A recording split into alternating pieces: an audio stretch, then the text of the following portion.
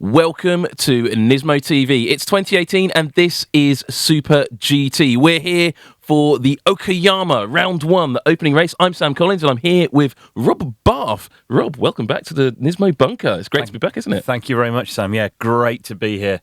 300 kilometres today around Okayama. It's going to be absolutely fantastic. I can't wait. And I've just noticed your T-shirt. I didn't spot that until literally just now. You've got your Poca 1000 2001 T-shirt on. Now, that's because you've raced in Super GT, isn't it? Been there, done that, got the T-shirt. Yeah, it's a long time ago now, but yeah, it's great to be sort of bringing a driver's insight into the Super GT Championship, and lots of quality in terms of new drivers coming to the grid here as well as some new and updated cars. Yeah, and there's a lot to talk about in terms of cars and the starting grid and all of that stuff. And we're going to try and get through it all during the race and during this little bit of pre-race show that we're doing.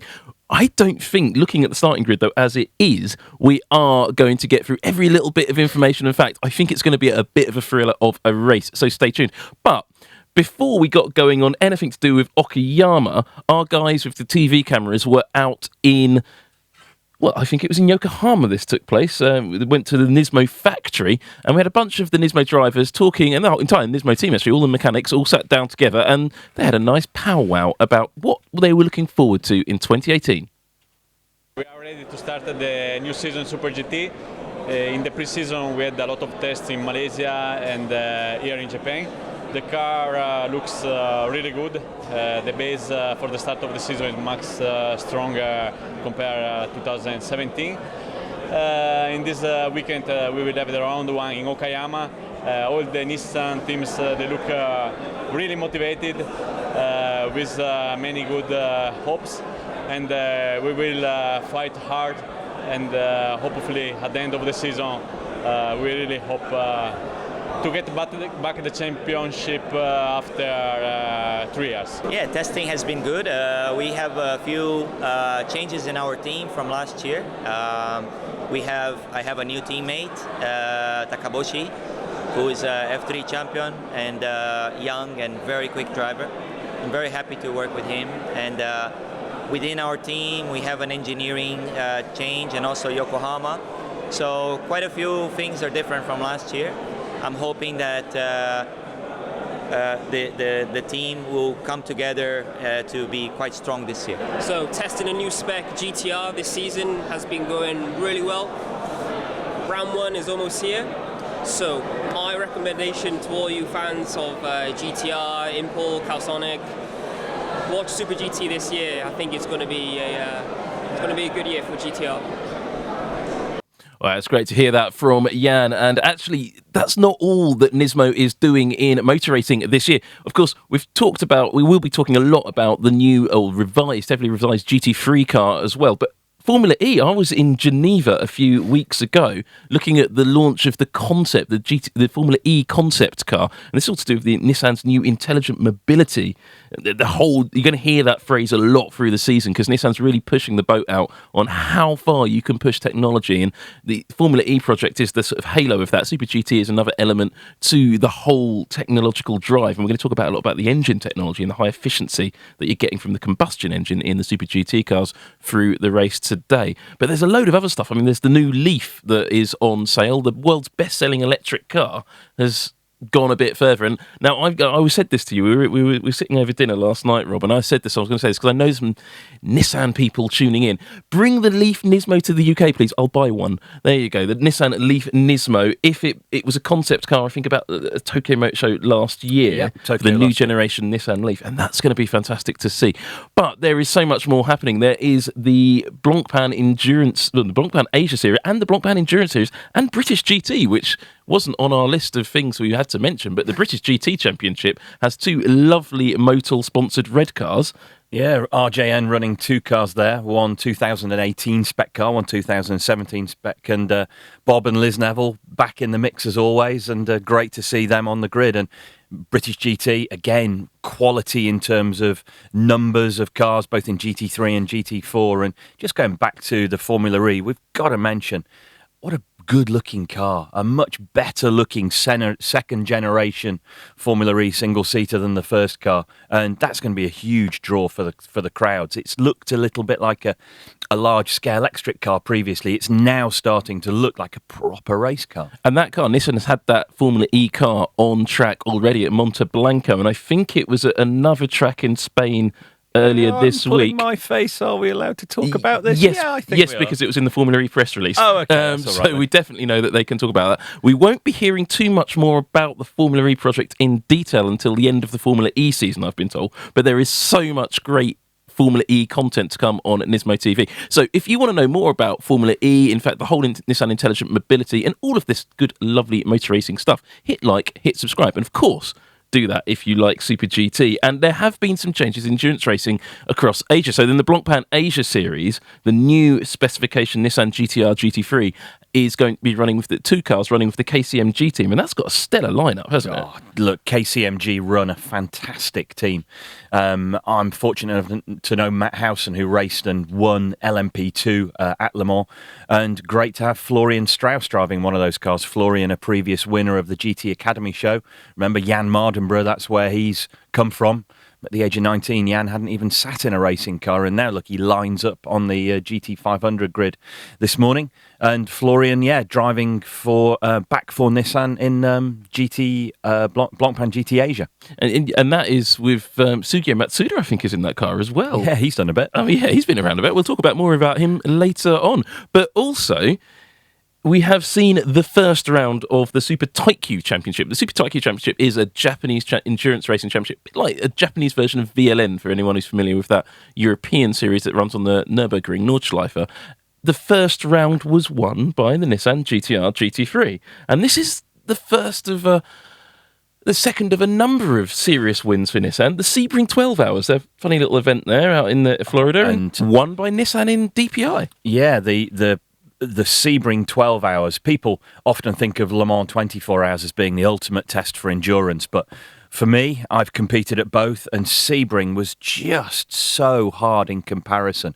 Half the duration, but in terms of being technically difficult for the drivers, the circuit is smaller, the density of traffic is higher, the circuit is so much more bumpy and abrasive than Le Mans. Sebring is the ultimate test of driver and car, and for Nissan to come away with a win and so early in the season, terrific. I mean, and that's one of the things you'll see that on Nismo TV, we've got a whole bunch of videos we put together, and I'm not sure where we've got up to with the ones that have come out so far, but I loved making them, and we went out to Japan and filmed all of the great Nissan cars, and here in the Nismo bunker, we've got quite a few lovely machines knocking around behind the wall that are still kept secret to you guys, but unfortunately, not even it's kept secret to some of us as well, but the cars are really, really nice to see, but Nissan goes racing not just for the sake of putting nice videos on TV, but it is really to improve the breed. And it's one of these manufacturers that really, the reason we're bringing this Super GT races on Nismo TV is that it's because it's for the fans, but also to show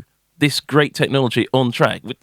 Don't keep it hidden, don't keep it hidden away. And that's why it won't just be a garage cam for this footage, it'll be a full race coverage. And we're the only, I think Nismo TV is the only channel to really go into showing proper races through the year. So if you want to see a lot more, not only like and subscribe to this channel, tell us in the comments what you would like to see on the channel, because we can make that happen, well, as long as it's about on Nissan. Yeah, absolutely. Going back to what you were saying a moment ago about Nissan and Nismo really being at the forefront of technology. Look at the speed of these GT500 cars, Sam, around the circuit, the Okayama circuit.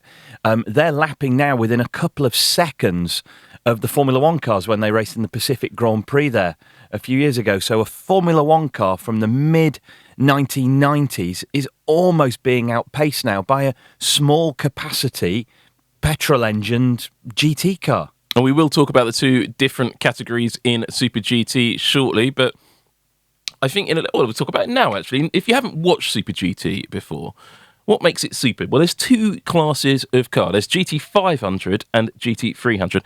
GT500 is the works category. It's all works teams, essentially, even though they've got different names and different teams actually running the cars. They are all 2 litre turbocharged direct injection engines, producing about 650 to 670 brake horsepower. We have heard rumours of the 700 brake horsepower barrier being approached. They got direct injection, pre-chamber ignition systems. You're going to hear a lot about this year. We're going to talk a bit more about that as the season goes on, as the information becomes a bit clear. There's rumours and information, but we don't know any real facts, so we're not going to talk too much about that this race, unless there's a long safety car, which I don't think there will be. There's also, all of these cars also have carbon fibre monocoque chassis, and so the carbon fibre monocoque chassis on the Nissans and the Lexus are identical. The Honda has a slightly different monocoque chassis because that's a mid-engine car, whereas the Nissan and the Lexus are front-engined. Otherwise, it's rear-wheel drive only, slick tyres. It's a tyre war category. 5 different tyre manufacturers supplying into the series. It does make a difference. No tyre warmers either. Then there's the GT300 category. GT300 has a mix of FIA GT3 cars, which you should all be familiar with, things called mother chassis GT300 cars, which have carbon fibre monocoques, a single specification, very familiar looking 4.5 litre V8 that absolutely didn't come out of Yokohama. And the third subgroup of that car is what you call a JAF GT300. Now, these are based on the road cars, but they are fully tuned race cars, and there's very little of the road car left. The Subaru BRZ and the Toyota Prius, of all things, are good examples of that. But first, and for now, let's take a look at what went on in qualifying, because the qualifying took place yesterday, and all of the Nissan drivers, there they are, the GT500 drivers in action. Now, you can see that's the GT500 rear end, those lovely tail lights, and proper height advanced car to switch a lap on. But Mr. Helmet started off with Mintzilla, the Dijon Racing GT3 car, and the GT300 cars got the first crack of the whip at qualifying, but then the GT500s came out in lovely dry conditions, and whilst it looked a little bit overcast, the lap times started to tumble. Look at that, 123.3 for Daiki Sasaki, the new driver in the Calsonic Blue car run by Team Impel, and he looked like he was going to top the table, but the Lexus fought back. But take a look, Sugeo Matsuda really on it to make a great lap time in the Michelin-shod red car, with the Forum Engineering, also Michelin-shod car, Nissan GT-R GT500, really getting the pace up there. And as you see, Sugeo Matsuda's time was top of the table, a 118.3 and a 118.4, but those lap times dropped out. It did look like it was going to be an all locked out Nissan front row, but the sign and the man with the glasses pointing at the sky tells you everything you need to know. The GT300 cars experienced it first. It was absolutely pouring with rain at Okayama. What's that like, Rob? And it wasn't only wet, it was cold as well. 6-7 degrees air temperature, really unseasonably chilly, and very, very slippery out on track. The Okayama circuit is quite abrasive. It's 3.7 kilometers long, so a couple of miles long, and a real challenge in these conditions. And there you go, the number 3 car. That's a new car in GT500 this year, and we'll talk about more of that when we get to the starting grid in a few moments. But as you see, the rain came absolutely pouring down, and it completely mixed up the field in both GT500 and GT300. So whilst the Nissans weren't on pole in the ultimate end of it, though they did set very good pace during that qualifying session, the rain changed completely through the day and gave us a real mixed up grid. So we'll run through those starting times when we get to the starting grid on screen any moment, and we'll see that starting grid. And here you go, we've got that sound effect coming in, which usually means we get a starting grid. And here we go, in the middle of the starting grid. And we just missed front. So you got Jensen Button starting the 100 car in 5th on the grid, 7th on the grid. We've missed the front of the grid. We'll start that in there. Kenta Yamashita in the Wedsport Advan LC500 Lexus is alongside Ronnie Quintarelli in the Motul Ortec GT-R. Then the Keeper Toms LC500, reigning champion Nick Cassidy in 9th position. Tachikawa in the Zensurumo LC500, the red Toyota there. Daiki Sasaki is not starting the race. Jan Mardenborough in 11th in the number 12 Calsonic car.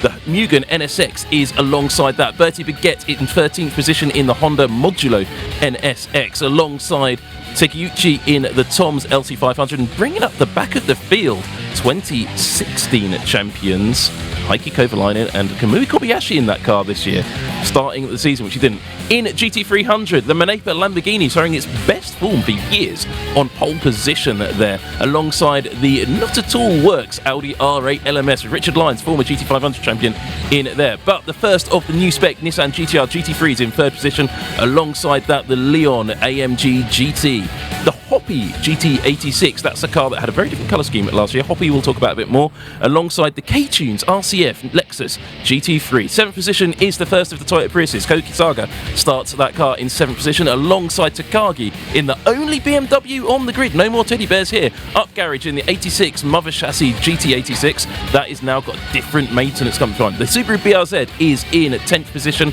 alongside the first of the new Honda NSX GT3s in 11th. The Maxai Aiken 86 in 12th, alongside the Taisan R8 from Fukushima in 13th. The Lotus is in 14th. That's an interesting car. Its speed comes and goes. Hatsune Miku is in 15th. Very popular car. Zero car. Reigning champions, I think, this year as well. 16th position is another of these new Honda GT3 cars. It's the Modulo Run car. Gainer Tanax, that is the second of the new GT-R GT3s, alongside the Saitama Toyopet Green Behave Mark X MC, probably the worst looking car on the grid. The run-up Bumblebee 19 GT-R is alongside the D-Station Porsche. Tomoyuki Fuji starts that car.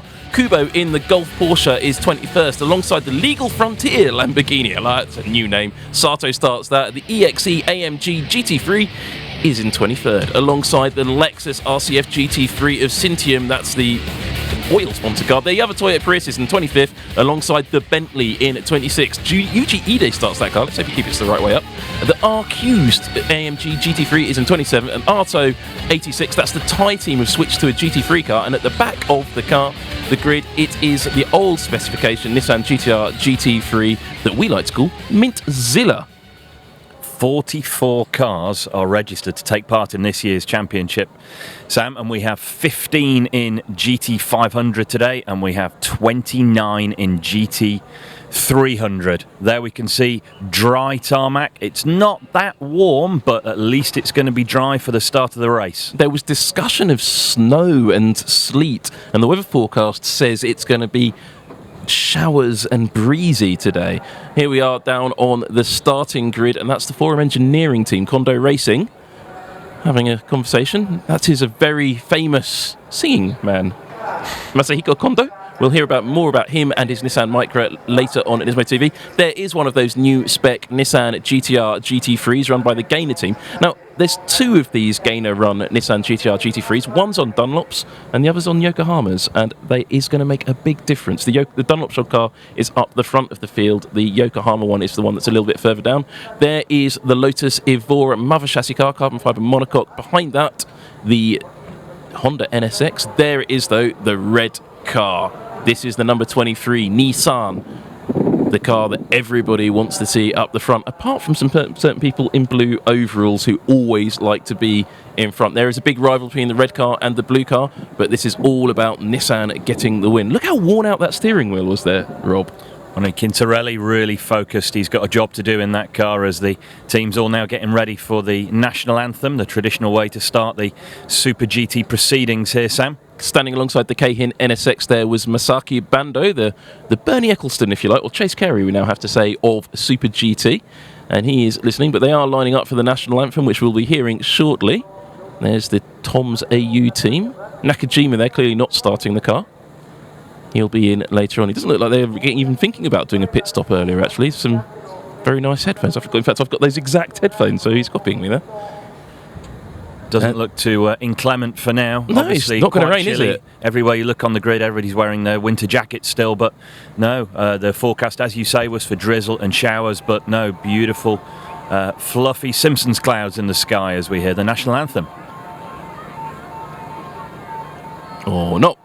They're trying to find the tape, I guess, at Okayama Circuit, which is in a remote part of Japan, down the lower half of Japan. It's closer towards it's beyond Kobe and that part of the world, down towards the islands, and it's the last stop on the Shinkansen line. Yeah, when you think of the traditional shape of Japan, all the way down the bottom, really remote. The circuit itself opened in 1990, and I'll talk more about that later after the much previewed national anthem.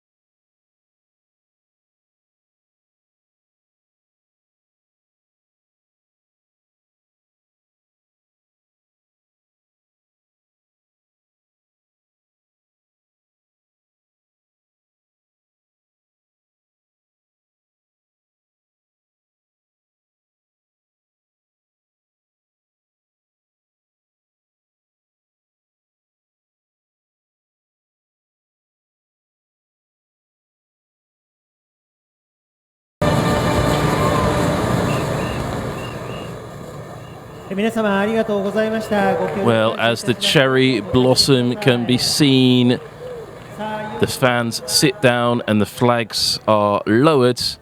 This is 2018 Super GT, brought to you in full and in English on Nismo TV. Thanks to Nissan NISMO, and don't forget to hit like and subscribe. Leave your comment on the YouTube channel. In front of you is the season schedule for the 28th season. Okayama, Fuji, Suzuka moving into the third spot. Chang, the Thai circuit, into round 4. Then the season seems to take a more normal form, but the Suzuka race is much shorter, no 1,000 kilometers this year. That's been replaced by a 10-hour GT3 and GT300 race.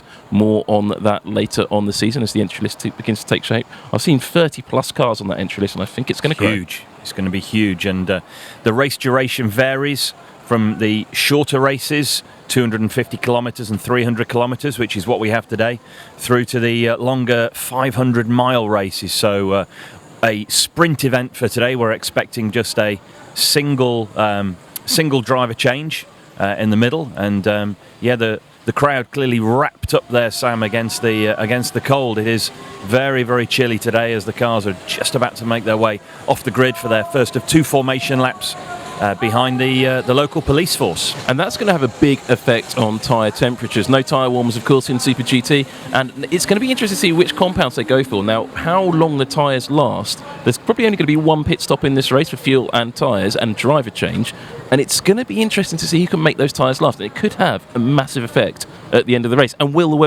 weather stay dry throughout? Here comes Mr. Orange Jacket. He's looking happy to be back this year. He's declaring the event open, as you can see, and saying, welcome to the Super GT season for 2018. Thank you very much.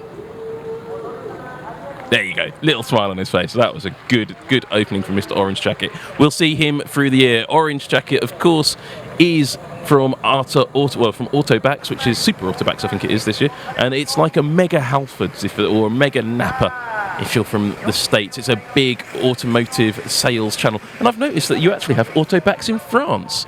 Très bien. There we go. 1 minute till the green flag. You touched on, Sam, the tyre war in this series, and not only are the tyre compounds all designed in specific for the vehicles they're on, but the construction of tyre as well. So even though we've got the same cars running on different tyres, we can expect very different performance levels. And there's the girl with the large boots coming on to tell us it's 30 seconds to race start time. But there's only two police motorcycle outriders here at Okayama, which is normally we get about a whole parade of police cars and we play guess the car, but no, not so much. We only get 2 motorcycles this year. Hopefully they both stay on. It was Okayama when they fell off. Look at the number of cars on the grid, and look at the variety there at the back, just looking at the eclectic mix in the GT300 grid. Lamborghini on pole, Bentley back there, the Audi is at the front, the BMW's near the front. The tight, technical, twisty nature of the circuit here, combined with the long straight, almost has sort of seemed to have handed the GT300 advantage to the FIA GT cars, with the Lamborghini being on pole. So it's going to be a fascinating battle in both classes as we set off finally on the parade lap. There is a balanced performance in the GT300. They balance the individual cars and the different car types in that category. There is no balance of performance in GT500 really. The Honda has a slight balance of performance because it's mid-engined, whereas the rest are front-engined, but certainly they don't balance the individual tyre manufacturers. And that's going to be key at the start of this race because of that wet qualifying session. Will those Michelins on the Forum Engineering car and the number 23 Nissan car come in and start working really, really well? Or will the Bridgestones and Yokohamas come into their own? At the very long shot, could those Dunlops and one of those Hondas work? Yeah, the wet weather in the second half of qualifying, Sam, as you say, has really mixed it up. The field were here on the 17th and 18th of March for 2 days of testing, both of which were dry, so they really know the setup and the characteristics of the car and the tyre around here in the dry. But the teams that would expect to be at the front, perhaps a little bit further back, and unlike this situation we had last year where we had Toyota, Lexus dominance from the start, nobody is a clear favourite this year. It's going to be a battle from the start between Honda, between Nissan and between Lexus. Now, if you are watching us on Facebook Live at the moment, unfortunately that stream is going to come to a stop, but that doesn't mean you don't have to stop watching us.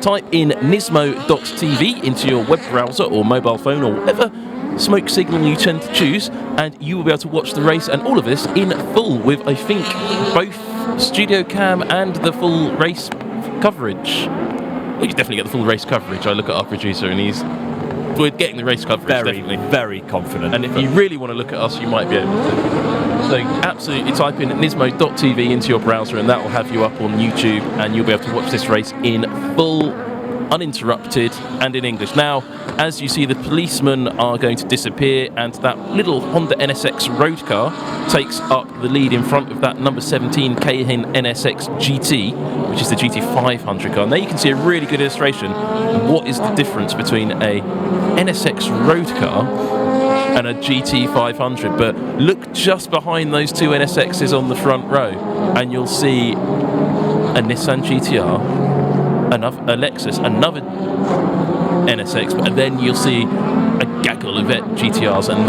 those are the cars to watch. And we're stopping on the starting grid. Now that's unusual. Has he got this wrong? Yeah, this is very unusual. We've got a new start procedure here in SuperGT 2018. Now I did hear that they were going to form up the grid and make it a little bit more orderly than they had in the past, but this is completely new. I didn't expect them to actually have to stop on the starting grid, and that is what they're happening. You will see at the end of this warm-up lap, you will see two starts. You'll see a GT500 start and a GT300 start. One of the other rule changes for this year, there's going to be full course yellows, possibly. Yep. So a bit like the virtual safety car you see in Formula 1. What is nice as well is you can see, as the cars line up on the grid here, Sam, the yellow headlights on the cars running towards the rear of the field, running with the yellow tint on their lenses. That marks out the GT300 runners, and the quicker cars, the GT500 cars at the front, running with the clear white headlight lenses. So they have bright white headlights for the GT500s and yellow for the GT300s. And there again is that eclectic mix of the older mother chassis, the more traditional JAF GT style GT300s, and the new bigger FIA GT3 cars. So off now for the formation lap behind the safety car, a little bit quicker than the lap behind the police motorcyclists, and a real chance for the drivers to get desperately needed temperature into the wheels, tyres, the brakes. So they're working the brakes hard to get temperature into the wheel, to get temperature then into the tyre. So bringing the tyres up to the correct operating pressure. 3.7 kilometres this Okayama circuit with some interesting corner names of great history. Rob will be telling us about that in a moment. However, just a comment about what happened this time 12 months ago. There were Hondas on pole there as well, but only one of them started the race, and we didn't get a full race start 12 months ago because every single Honda conked out before the start line. Will they make it this year? I think they've got over those engine dramas they had last year, but let's wait and see. Anything can happen in Super GT, and as Murray Walker would put it, it usually does. So as they come down the downhill straight towards the hairpin at turn 5, as you were saying, Sam, we were talking a moment ago about these iconic corner names. First corner, not so iconic, traditionally named first corner, turn 1. Then we come into Williams after Frank Williams, then into the Moss S. Corner 4 named after Richard Atwood. That's where they are now, I think. Corner 5 is where they are now, coming down into the hairpin, and then we come out into Revolver, which is a technical, fast downhill left-hander. Into turn 7 where they are now. This is named after David Piper. Lots of drivers from the sort of late 1960s, early 70s. Short straight before turn 8, another tight left at Redmond into 9, which is a right-hand hairpin. So they make the left here. They then head uphill round into the final hairpin, and then it's a downhill kind of dash through turn 10, a kink at Mike Knight corner. Well, we're getting a very different start procedure because there's a big sign being held up saying grid.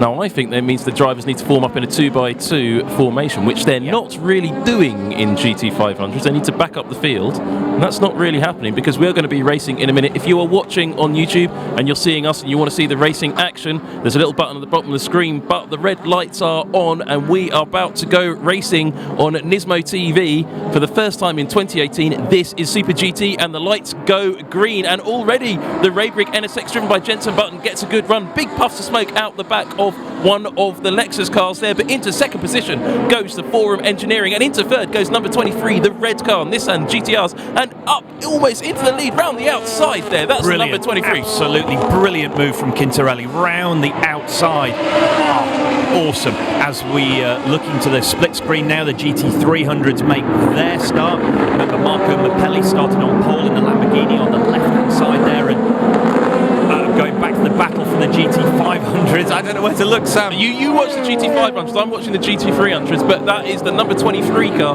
the red car, the red Nismo, having a fantastic attempt to get into the lead round the outside of that Honda, and he's got a tail gunner. While in GT3, it's Audi versus Lamborghini versus the Gainer GT3 GT-R for the top three in GT300, but it's like the M25 coming into Dartford Tolls on a Friday night. There's cars all over the road in GT3, and this is what I thought. Those Michelin tyres have come into their own in these cold temperatures straight away. Quintarelli looked like a wild animal on the grid, really, really focused, and he looks like a wild animal in the car. He's positioning that big Nissan everywhere he can to try and put off the driver in the Honda as they make their way round now through the last corner. And they're three abreast in GT300. That's not going to end well. I mean, these guys have been off the leash since the Nismo Festival. Now they've got to race properly. There is the Gainer Tanax GT-R. Brand new spec, lower engine, move rearward, better aerodynamics on that car. Available to customers now. Talk to your local Nissan dealer. Oh, there you go. So this is the battle for the lead in GT300. The Gainer Tanix 11 car has got up into second position. Sadly, no Bjorn Berdheim at the wheel of that. Good friend of Nismo TV. We'll be hearing from him later in the season, I suspect. But look at this battle going on. The Audi is dropping back, and this could be due there's damage on the front of that Audi, you know? No, there's not. There's just a wonky vinyl graphic on the front. It looks like damage, but no, it's not. It's just the way the car is liveried. But Marco Mappelli still leads, and I want to flick back to the GT500 battle, see if Quintarelli has got past Kogori. Oh, it's been so long, hasn't it? I've missed this. 2 laps in, and it feels like 2 seconds in. This is why Super GT is the best GT championship in the world. You know, the GT500s give the grid a unique flavour, but look at how close the racing is between the different machinery, the balance of performance working so well in GT300. As we see the Nissan lining up a run as they come down the back straight, is he going to look round the outside at the hairpin, Sam? I think he is. He's going to try and go around there. Yasuda, who has got great form in racing in Super GT, is trying to get around the outside. Didn't quite make that work. There is the Hoppy GT86. That's one of the carbon fibre chassis Toyota cars there with that very familiar looking V8 engine in the front of it. There is a Toyota Prius. Yes, you did hear me right. Toyota Prius in GT racing. But here's the lead in GT500. The Keihin car, driven by Kogure-san, seems to have got a bit of a gap on the number 23 and the Forum Engineering at GTRs. But could it be that their tyres have come in, or that are you seeing Ronnie Quintarelli just dropping back, saving his own?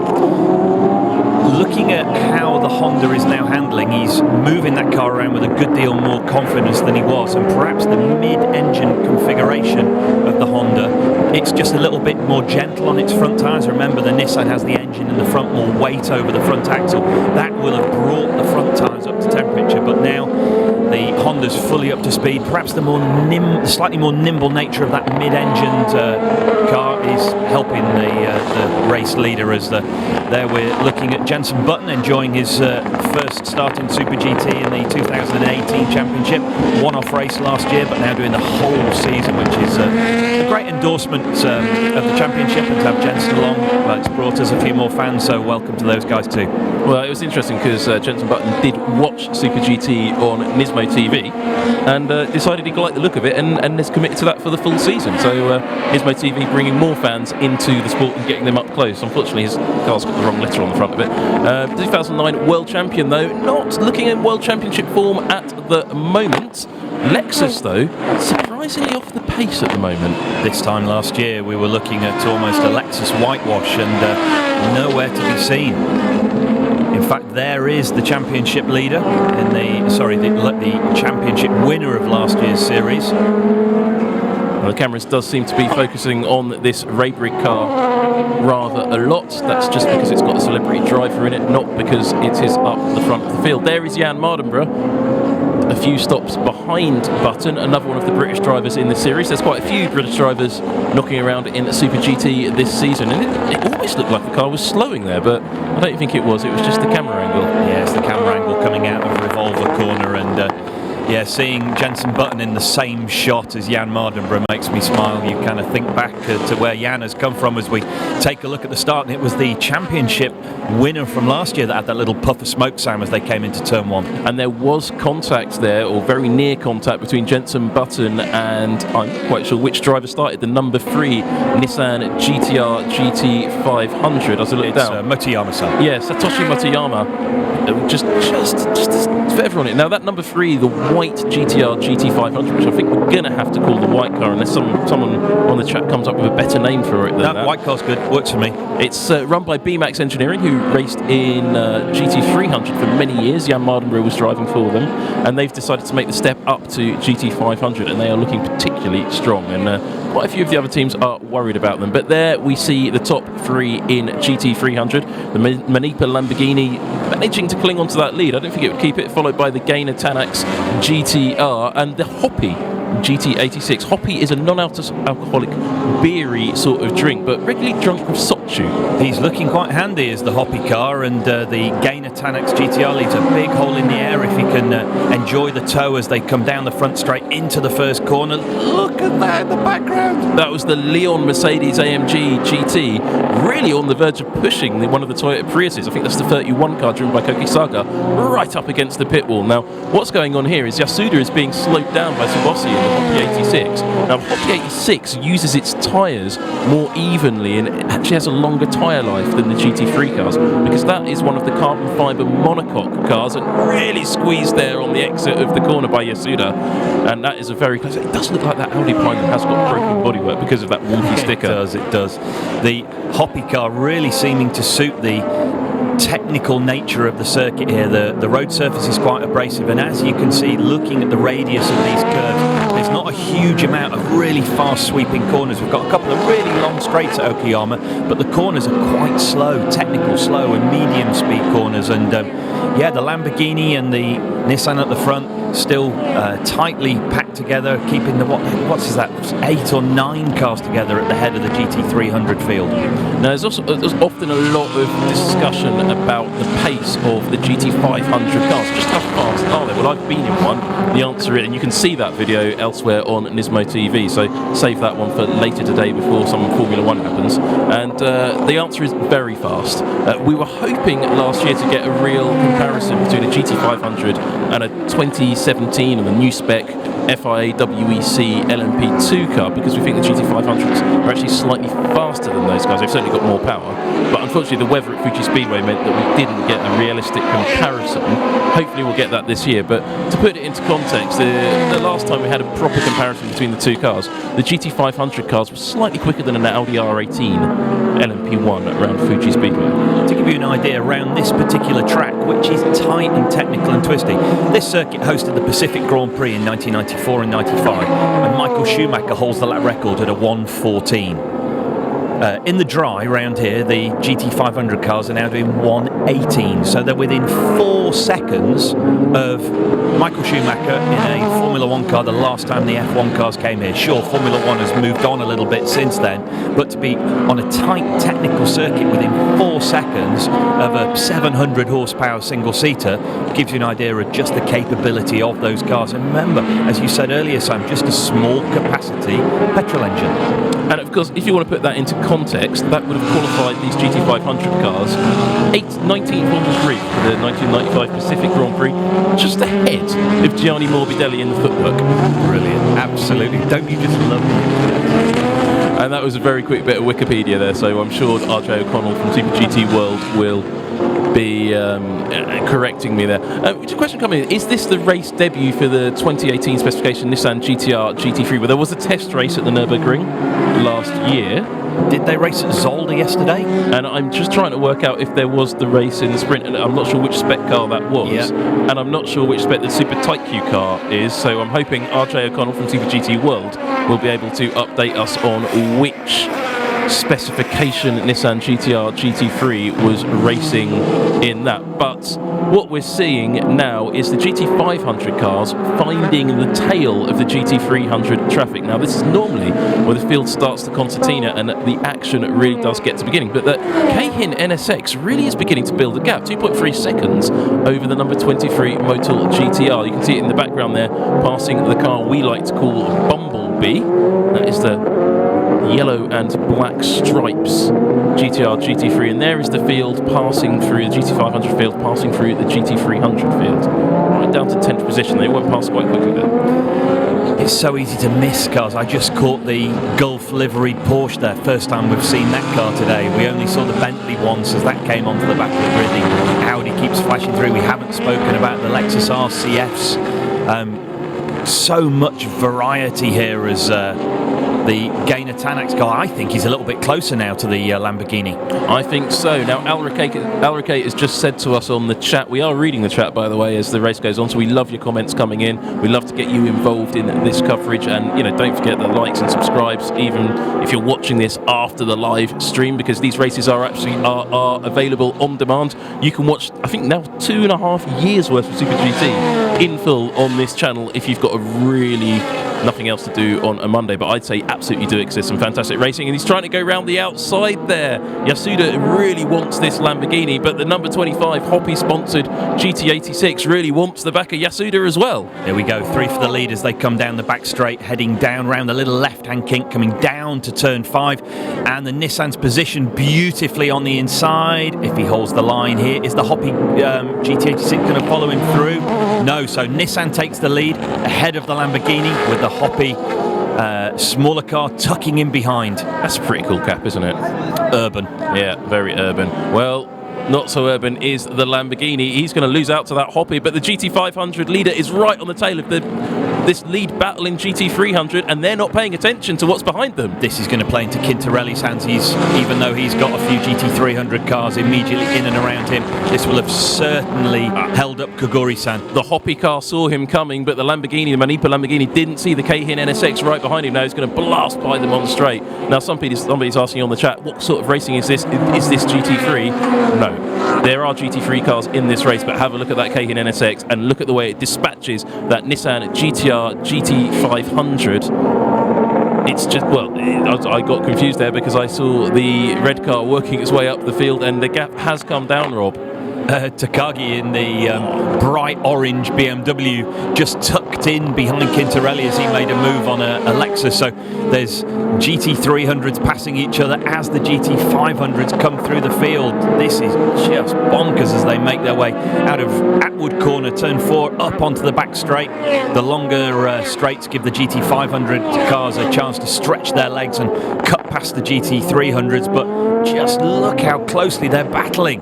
Wow. And that orange BMW, remember, is a GT300 car. That is the, and we would say GT300. GT300 in that case for that BMW, which nearly runs Nick Cassidy off the track there, is and actually it does run it off the track. That's our championship winner from last year, Nick Cassidy, there being run completely off the road there, coming out of Revolver Corner. Really technical downhill section. You can see here the left-hand drive BMW has that Lexus completely in his blind spot, and I think there might have even been a little bit of contact there. So. No, I think he didn't. There wasn't contact, but the BMW was trying to defend against the Toyota Prius. Yes, I did say that right, Toyota Prius. And it just forced Nick Cassidy, last year's champion, off the track because the BMW didn't know the GT500 was there. Now, if you don't know the difference between a GT500 and a GT300, well, the difference is the GT500s are a lot faster. But look at that battle between the Zensarumo Lexus and the Raybrig NSX. That's Jensen Button, but he's defending the Wedsport LC500 Lexus and GT500 as well. And they are swapping positions as they go through this traffic like crazy. Well, the big difference is the GT500 is a hell of a lot faster, nearly 700 brake horsepower, or depending who you listen to, maybe even 700 brake horsepower. And they are a lot faster than the GT3, but GT300 cars. The biggest difference, though, as you say, Rob, is the headlights. You can tell them the white headlights means it's really fast, and the yellow headlights not so fast. Oh, Jenson Button's going to be absolutely loving this. This is just what a racing driver lives for. Racing, dicing for position, cutting through traffic. This is what he's missed in Formula One. He's left the door wide open. He's just missed it. He's just missed a position. And Jan Mardenborough now right on the tail of Jenson Button, but trying to get round the outside of a back marker and overtake Jenson Button in one move. Even the Welshman can't do that. And the Arta Autobacks GT500 goes round. No, that's not the Arta Autobacks. That is the GT3 Arta Autobacks GT300 car, which looks very like the GT500. I think now I'm getting confused. No, it is the GT500 that is battling with Jan Mardenborough. Yeah, the cars are still 3 abreast. There's a line of 28 of them, and they're all going round nose to tail. Oh, Jan got really close on the back of the Autobacks car there. And someone is actually off the track. In the we saw it a few corners ago. There's a car off the track somewhere down the back of the field, but we haven't even had time to look at it. We've just exceptional amount of traffic now. Trying to call who's passing who in GT300 as the GT500s are battling is very difficult indeed. I'm pretty sure Nissan leads GT300. Yes. There was a Lamborghini close behind him, but yes, we're still leading. The Gainer car still leads in GT300. Top of the screen, the Keihin NSX still leads GT500. But the action as they make their way through these fast S's at the Moss S is just nose to tail. And it's just such a big gaggle of cars out there. It's just really exciting to see all of this. But there, Jenson Button now trying to go wheel to wheel with the Wed Sport car, which is trying to make the move on it. But look behind him, there is the Arta NSX with Jan Mardenborough in the blue car, the Calsonic. Strangely off the pace here. He wasn't that quick in the rain, which is unusual for a Welshman.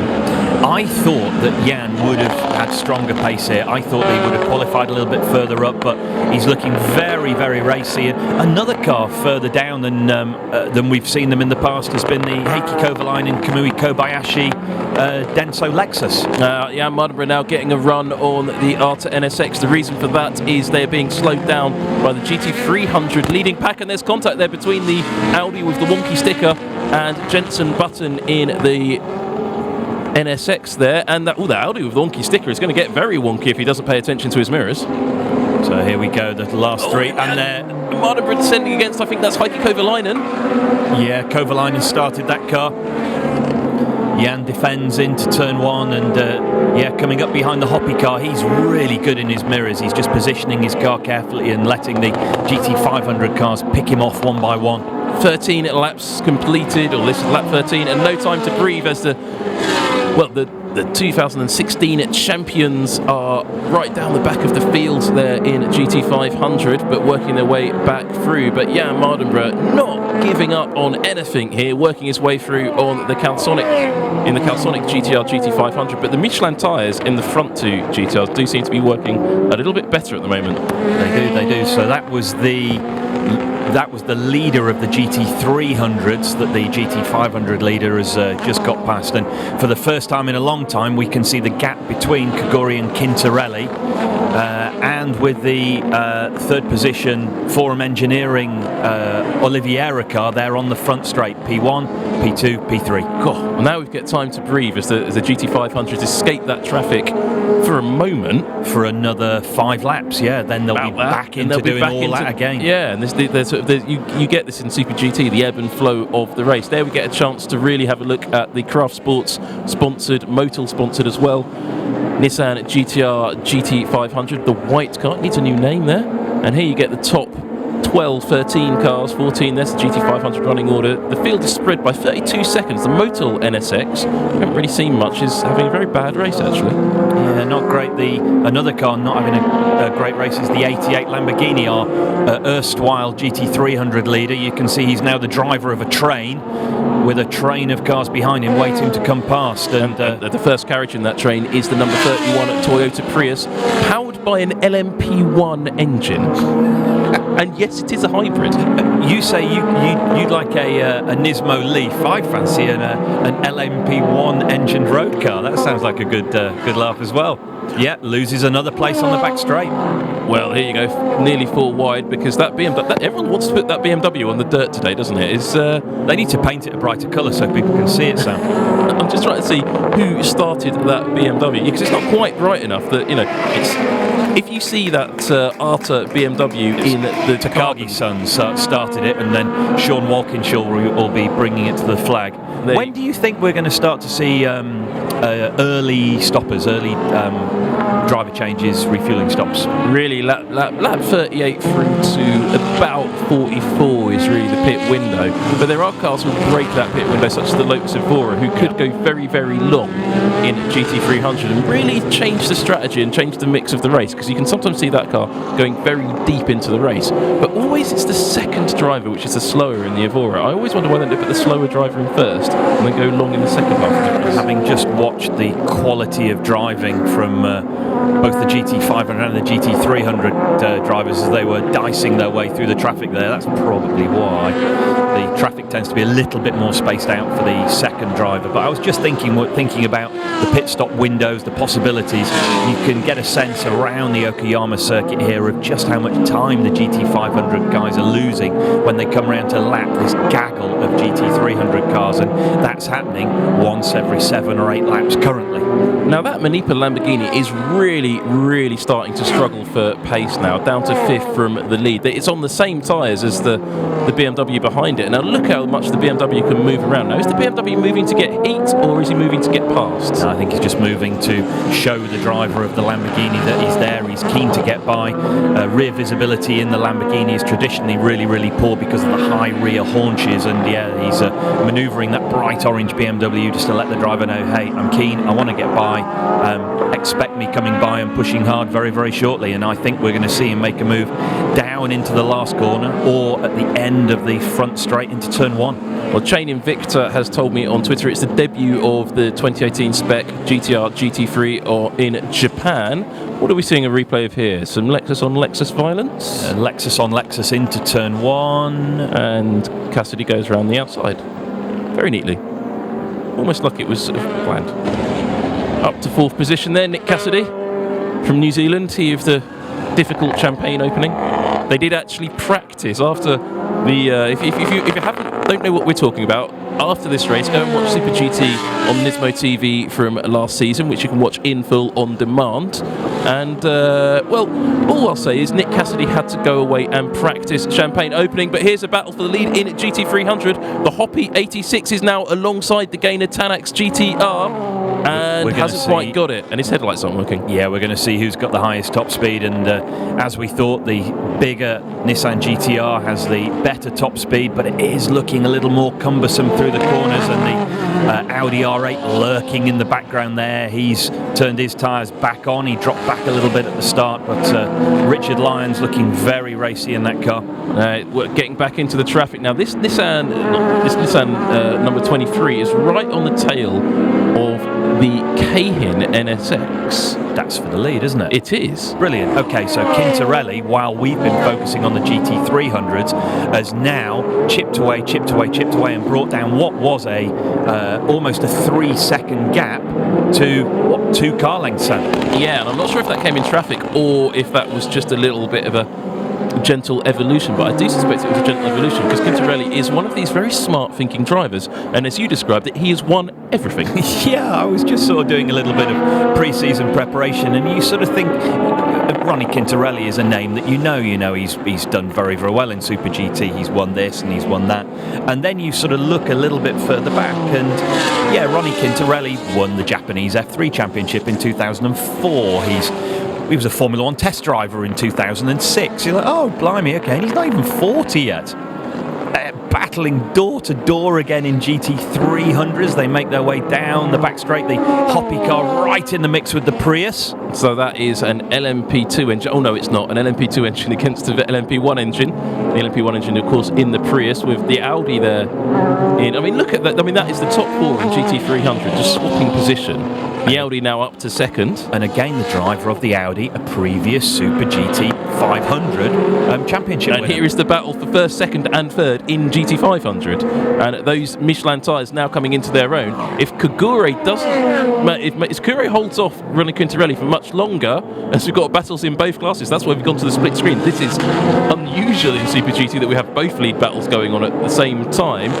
Flashing his lights like crazy there in the Cayenne NSX, but round the outside of that Toyota, that Lexus is oh no, he lost a bit of time there in the 23, but these Michelin tyres on the two Nissan GT-R GT500s really working very well indeed. Traffic cost Quintarelli a little bit there, and JP Oliveira looking really racy behind. The Cayenne NSX pulled out another car length, but I think Quintarelli is visibly closing him down in the Motul sponsored number 23 Nissan.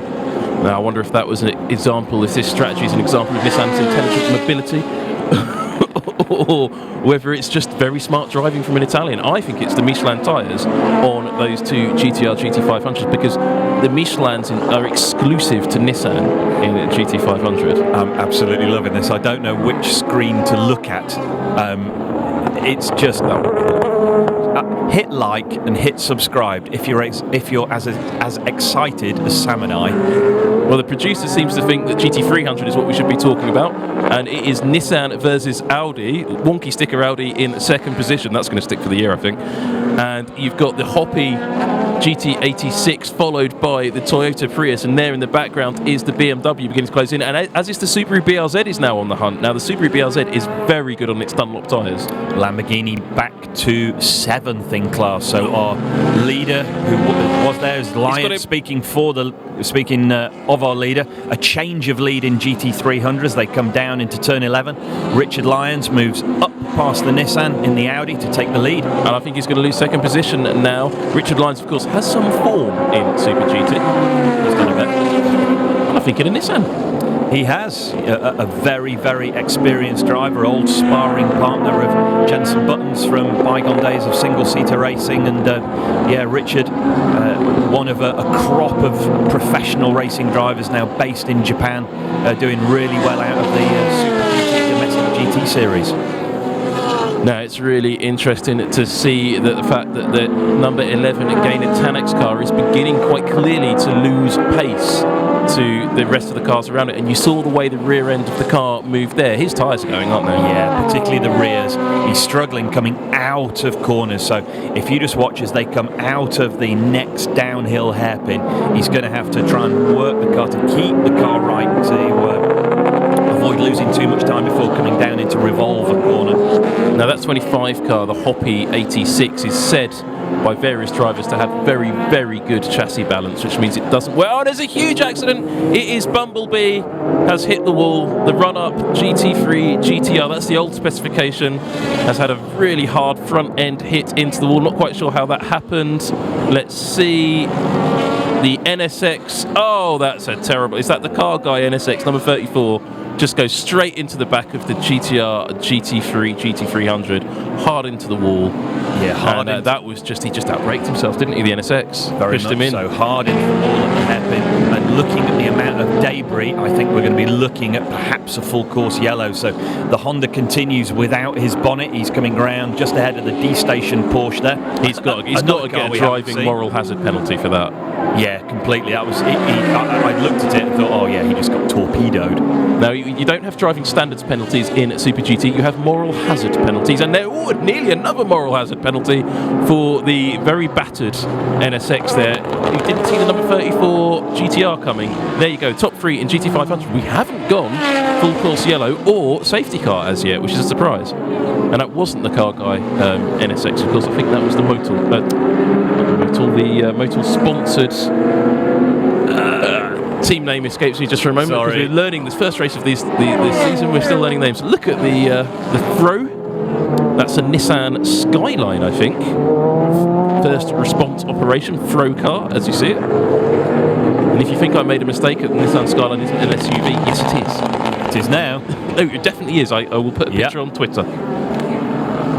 And the Motul Ortec, I'm being shown a sign saying Motul Ortec GT-R Ronnie Quintarelli and Sugio Matsuda. Yes, as it has been for many years. And Japan as it's rising in the world. But here you see that Subaru BRZ now right on the tail of the BMW for 5th position in GT300. There is 1st, 2nd, 3rd and 4th and 5th in GT300. They are, no, and 6th. Yeah. We've lost the lead. There he is. There's the leader. Wonky Sticker Audi is leading. Streaking away in Wonky Sticker. I'm amazed they haven't gone full course yellow yet, Sam. I'm hesitating because every time we get a shot of a marshal's post, there we see another track vehicle coming on there. That was another one of those Skylines. And being passed into 3rd position, it's Nick Cassidy. He's on the charge now, right on the tail. He got past, well, he's just got past the Forum Engineering car, and he's working his way up. So Lexus now on the charge. There goes one of the Skyline response vehicles. One of the things you see in Japanese racing is, and it's unique to Japanese racing, really, is that the course cars just carry on round the track while the race is going on with just a look out for me sort of flag, and they all obey that flag. There you go, double waved yellows and a white flag, and they all obey it. And you can see the drivers slowing down quite considerably, and this is going to cost the GT500 cars. If they find themselves in a gaggle of GT300s, the circuit is neutralised for probably 400 or 500 metres around that hairpin section, so that's going to limit their overtaking manoeuvres, so they're going to lose a little bit of time if they find themselves in the wrong place at the wrong time as they come down to that incident. Yeah, but look how it's closed up this pack. I thought the British Touring Car Championship was at Brands Hatch later today, but it's all over. This is like a touring car race in Okayama, and actually I'd much rather be watching this than getting a bit, well, it looks like a nice day in Kent, but who knows, this looks far more fun. And that is 2nd, 3rd, 4th, 5th, 6th in at GT300. There's the leader. That sticker's going to really annoy me. And there we see a change for P3 with the Prius going down the inside of the Hoppy car. And yes, he's through.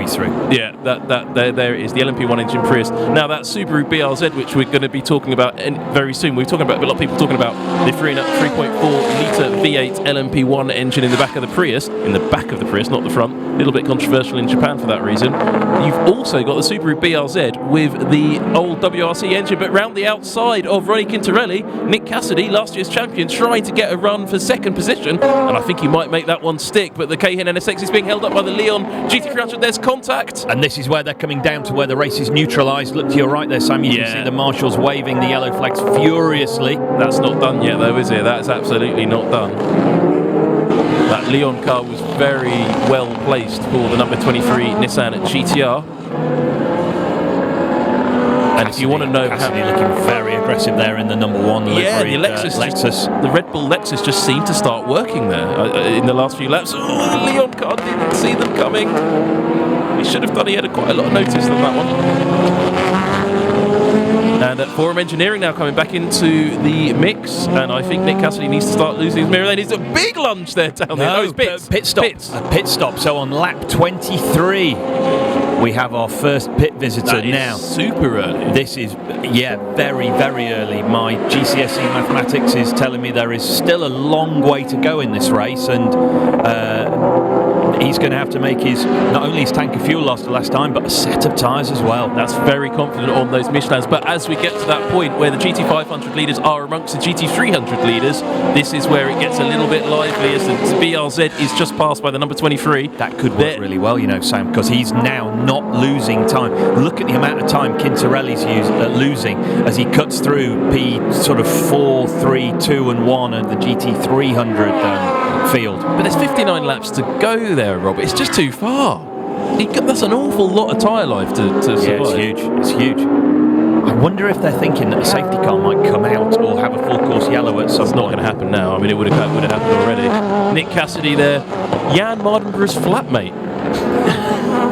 The two of them, very unusual situation in Japan. You have the two foreign drivers, Gaijin drivers, the Jan Mardenborough and Nick Cassidy, live together in Shinagawa in Tokyo. I'm going to say safety in numbers, but I know it's naughtiness in numbers. And Jan Mardenborough's mum's probably listening. So morning, Leslie. And we won't talk about that. Yeah, well, Jan's very well behaved and has very nice glasses. You can see a video of Jan's life in Japan on Nismo TV, and it's a brilliant video, and it was a lovely meal, wasn't it? I think Cho's nodding, and I think Aid, you were there as well, were you? No, Aid, you missed out on that meal. Yeah. So we're just talking to our producers in the back of the Nismo bunker here, who some of us were in the... You can see us in the video having a very nice meal. But if you want to see what Jan Mardenborough's life in Japan is like, tune into Nismo TV. But somebody who is not going to be happy is Ronnie Quintarelli, who's got a drive-through penalty. Now, is that for passing under yellow? I don't think he did, though. I don't think he passed under yellow. Could he be guilty of boxing in Nick Cassidy under yellow? Again, a morally hazardous manoeuvre, perhaps. I don't think there was a moral. So here's the yellow flag area,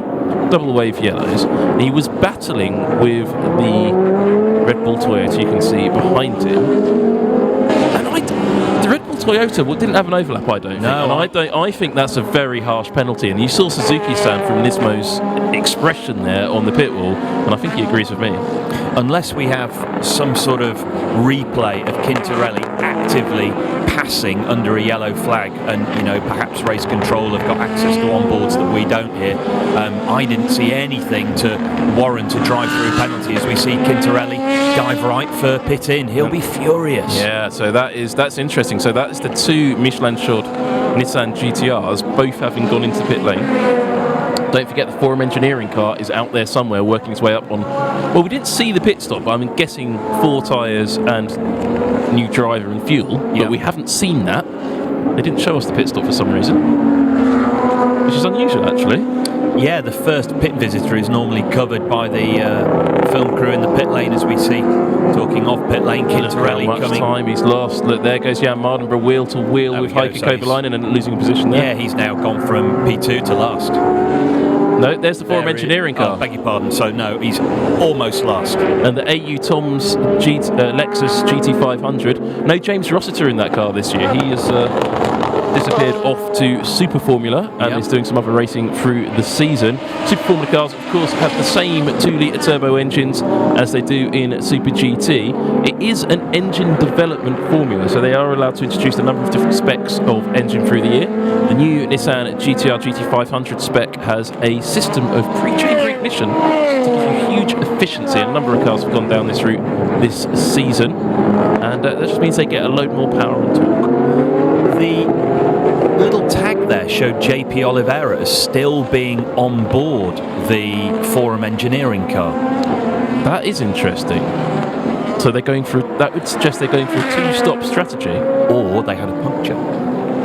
It could be. Each of the cars these cars do have tyre pressure monitoring systems, and it could have said, yeah, that the tyre's going to deflate if you don't stop. And that, if that is the case, that is terrible news for both of those Nissans. It might be the case that the TV producers just haven't updated the... Is that Richard Lyons slowing? Oh, no, beg your pardon. No, it's just the white car overtaking our GT300 leader. Yeah, we need to get used to that white car. It might be a case that they just haven't updated the driver information. They have changed driver, but we'll wait and see. Richard Lyons now being put under pressure by the racy-looking Prius, beg your pardon. And that is, this is the GT300 battle for the lead. Wonky sticker. R8's being chased by LMP1. The oil flag is down now. Could be debris. Yes. Now, this is one of the things that is different to the MSA Blue Book. Yeah, oil or debris on the racing line. Just take care. John Prince, who's a regular follower on Nismo TV, if you want us to interact with you on Nismo TV, just leave comments. He says, when you get a drive-through penalty, if you don't think anything's gone, can the team go complain to the officials, or is it too late? If your name's Tom Walkinshaw, you attempt it. His son Sean is in the car, so he can't attempt that. No, you can't. Your penalty's a penalty. You'd have to take it. Yeah. And that is what happened. We don't really know what's happened to the Forum Engineering car. We're waiting for an update. Maybe RJ O'Connell is tuned in and will update us on that. Quite why JP Oliveira is still at the wheel of that car is a surprise, but it certainly wasn't a penalty. So maybe it was that puncture, and that has destroyed their race, giving us a very different look to the top of the field. Right now it's all about the GT300 battle for the lead as Jenson Button makes his way past. Probably still wondering, still shocked by the fact there's a Mintzilla. Rather leisurely actually, old spec GT-R GT300. making its way around. They've been off the pace all weekend, actually, in that car, the Dijon Racing. Yeah, not quite that slowly, though. I think that might be just having the early signs of some sort of technical issue. It did look to be going really slowly in comparison with the race-leading GT300 cars, as we see the Arta NSX now making his way round to the GT300 leaders. Now the Green Tech number 31, driven by Koki Saga in second position, Toyota Prius. This car has a real Toyota Prius hybrid system. It comes, it's not from the Prius, the hybrid system I think comes from the Toyota Camry hybrid. And it has the motor and inverter and batteries from that car, or I think capacitors from that car. And an LMP1 engine bolted to them. As you do. It's quite wonderful. It could be that it sounds like it is the last year for this LMP1 engine in the back of the Prius. I do hear a rumour that a GT500 four-cylinder engine is going to be put in the front of that car for next season, or possibly it might be the last year for the Prius, and a new Toyota race car may be making its SuperGT debut next season.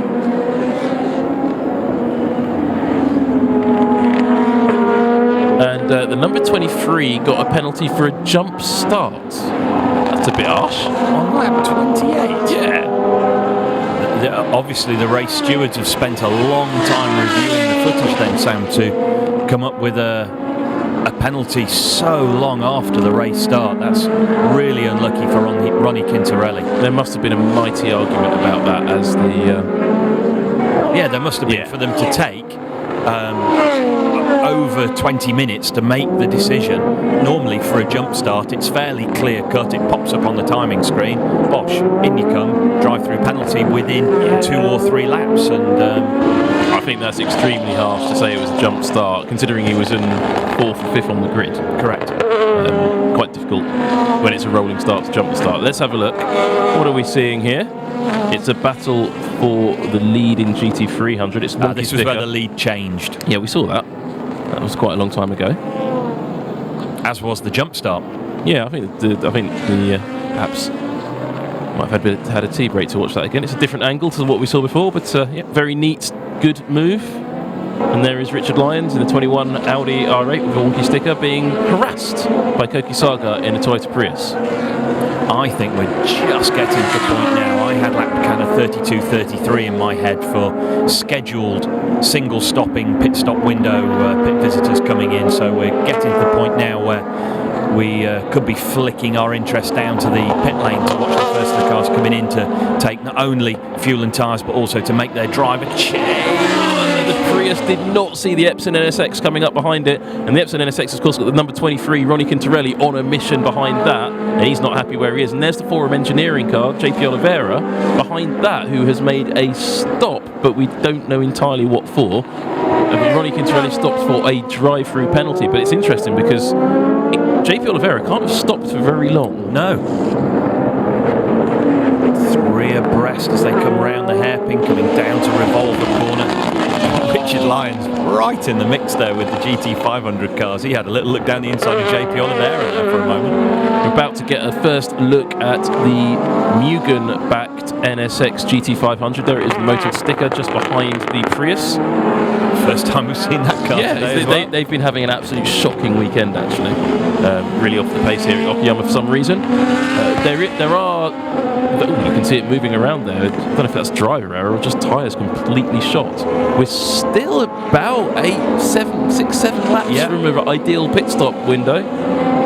But side by side there, the motor car, just look at the way it just accelerates past the Prius and the R8. Koki Saga needs to do something about this now. He's going to be losing time. Yeah, you get the feeling the Audi is really starting to hold him up now, and he needs to make a move on Richard Lyons and then try and capitalise on perhaps some clean air running before then handing over the car to his teammate. Now, there's a big shuffle of the order in the top 10 in GT300. I didn't quite see who that was. There you go, it's shuffling down. I think the GT300 may be starting their pit stop cycle, but we're just not seeing it at the moment on the TV feed because it's not the front runners. And anyway, this is far too exciting to watch without it. Now, where is the Prius going to get this move done? Not at the end of the straights, I don't think. I think he's going to make a move either coming out of one of these tight radius corners where he's going to make the most of that slight traction advantage, or perhaps on the brakes into a hairpin, but yeah, Richard Lyons is going to make his Audi very wide indeed. He certainly won't make it easy for him. And look at this, it's the battle for the lead overall in GT500, and it's gone down from 2.3 seconds as the Lotus didn't see the Cayenne NSX coming through. Might have just been the camera angle. That looked relatively hairy from where we were sitting. No, he's lost time there, because look how close that Red Bull sponsored keeper Tom's Lexus LC, driven by Nick Cassidy. He's just crept up, hasn't he? Qualified 9th. Yeah. Chip away, chip away, chip away. Oh, look, I'm right at the front now, challenging for the race lead. And it is going to be interesting if the reigning champions can get a run on the Honda here. It's amazing, when these rules came in what, 2014 I think it was, yes. The Honda just wasn't a competitive package. Back then it was a hybrid. They introduced a massive update at the start of last season, and Nissan is the only manufacturer not to introduce a major update. Now here we are seeing the front-running GT300s making their pit stop. There's the Leon GT. Haruki Kurosawa jumping out of the black Mercedes there and handing over to his teammate. He said, looking down the list, Gamu-san. And we should see that car back out on track running nicely, but I'm not quite sure why we were showing that one, the Leon car, because it's really not. No, it's not. Really. It's not one of these two, essentially. The number 11 Gainer Tanax car, which that's not the car you just saw in front of your screen. There's two Gainer Tanax cars painted in very similar cars. Oh, now this is naughty. This is naughty. This is extremely naughty. That is the number 30. Oh, that's the pair of three. He's damaged him. He's damaged him. That is a definite driving moral hazard. So what you saw there was the number 30 Toyota Prius. There are two Priuses, in this race, and the number 30 is traditionally a lot slower than the 31, which is Koki Saga there. And look, he's waited for the R8 to come up, and he's deliberately blocked him and let his teammate through. And now the R8 there is a meat in a Prius sandwich. Yeah, and Richard in the Audi, Richard Lyons has picked up a little bit of damage. Perhaps it's just bodywork on the tyre that might clear, but yeah. That was a relatively hard thump on the right rear corner of the Audi, and on the front as well. Yeah, I'm just looking for little wisps of tyre smoke from that car now. Maybe they're trying to make the sticker go straight. Cayenne NSX now under huge pressure of Nick Cassidy as the number 25 Hoppy car is in for its driver change. I'm not sure it's going to keep that pink and white livery through the season. It might be that's the special edition Sakura, pink and white livery, because you do get a special edition Hoppy, which is the Sakura, the cherry blossom livery. We'll see. It's a good-looking car, good-looking livery. It is, and there's a very slow Prius there. Which one is it? Is it 31 or 30? I couldn't quite see if that was 30 or 31. I think it's 31. It is. There's too much damage on the Prius. You can see the damage on the right front. Well, he's done his radiator. You can see the damage right on the right front. So that help from the number 30 has hindered their teammate. Oh, there's going to be some brilliant conversations in the pit lane after this one. That's not good. Oh, Nick Cassidy looking down the inside of Kaguri at the at Revolver corner. Cassidy now right on the back for the race lead. Yeah, well, in the background, somebody asking what's a Mark X Toyota. Well, that's it there in the background. Not the prettiest car or the fastest car, so we probably won't talk about it again. But yeah, here's this great battle going on. I'm still astonished by this Prius on R8 on Prius. Oops. Yeah, that backfired, Menage.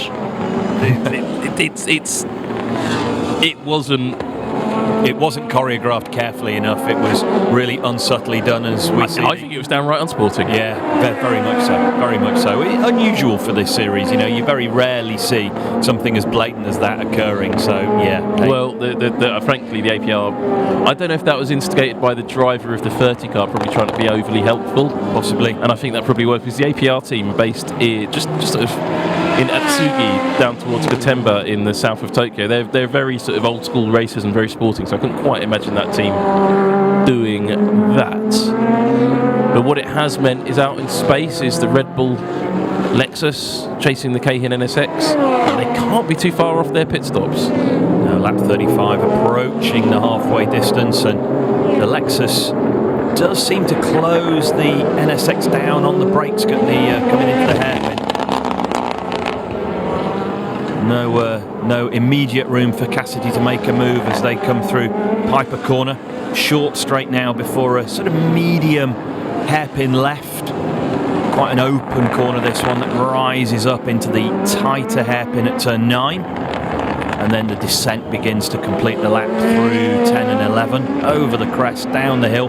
Both cars stay out to complete lap 35 and start 36. And do you think, Cassidy, there is that... Oh, you can see the damage there on the radiator at the front of the APR Prius there. Koki Saga.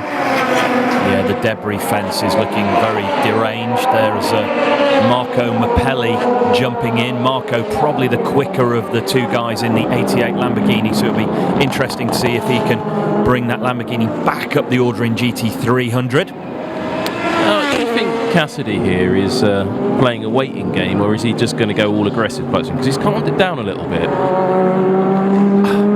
As I say that. Yeah, 6 of one, half a dozen of the other. He's clearly just keeping gentle pressure applied. He's not making any rash moves. You know, you don't win championships by being rash, and although he's very, very young, he's very wise and... Donk. An immediate contact. No, I think he's made it. I think he learnt that move from James Rossiter. Well, yeah, as we were saying, you know, I thought that he was being a little bit more careful than that, and the curse of the commentator means as soon as we start saying that, he has a bit of a lunge down the inside at the hairpin. But no, he's although he's young, he's quite wise, he's quite wily, and if I were in his position, I'd just be waiting for a gaggle of GT300 cars, and dude, if you go right, I'm going to go left. Well, I think he's about to find them, but there you go, that is your immediate sign that a pit stop is coming. Nick Cassidy's teammate there, his helmet ready to go, but there is that gaggle of cars that you were describing, Rob, and I think the first of them is, it's a newly painted, we haven't seen that before, AMG GT in green and white.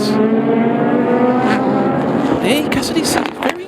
Yeah, I'm just thinking perhaps ginger around, perhaps isn't he's it? Perhaps he's picked up a little bit of damage. The tracking on the front of the car steering wheel might not be quite straight. Perhaps he's just thinking about it. But again, as soon as we start saying things like, "Oh, he's just moving back a bit," no, he's looking very racy. So he's had a good run on the NSX coming out of turn 4, long back straight now, and a little bit of traffic ahead. He could make his move here, Sam.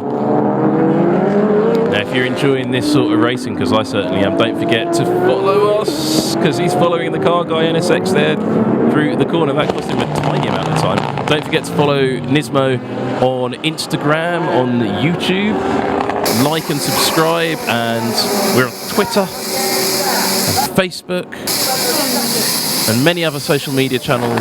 I've seen there's Nismo's on Reddit. Can I just mention that Heikki Kovalainen's afternoon has finished. He's handed over to Kamui Kobayashi, so the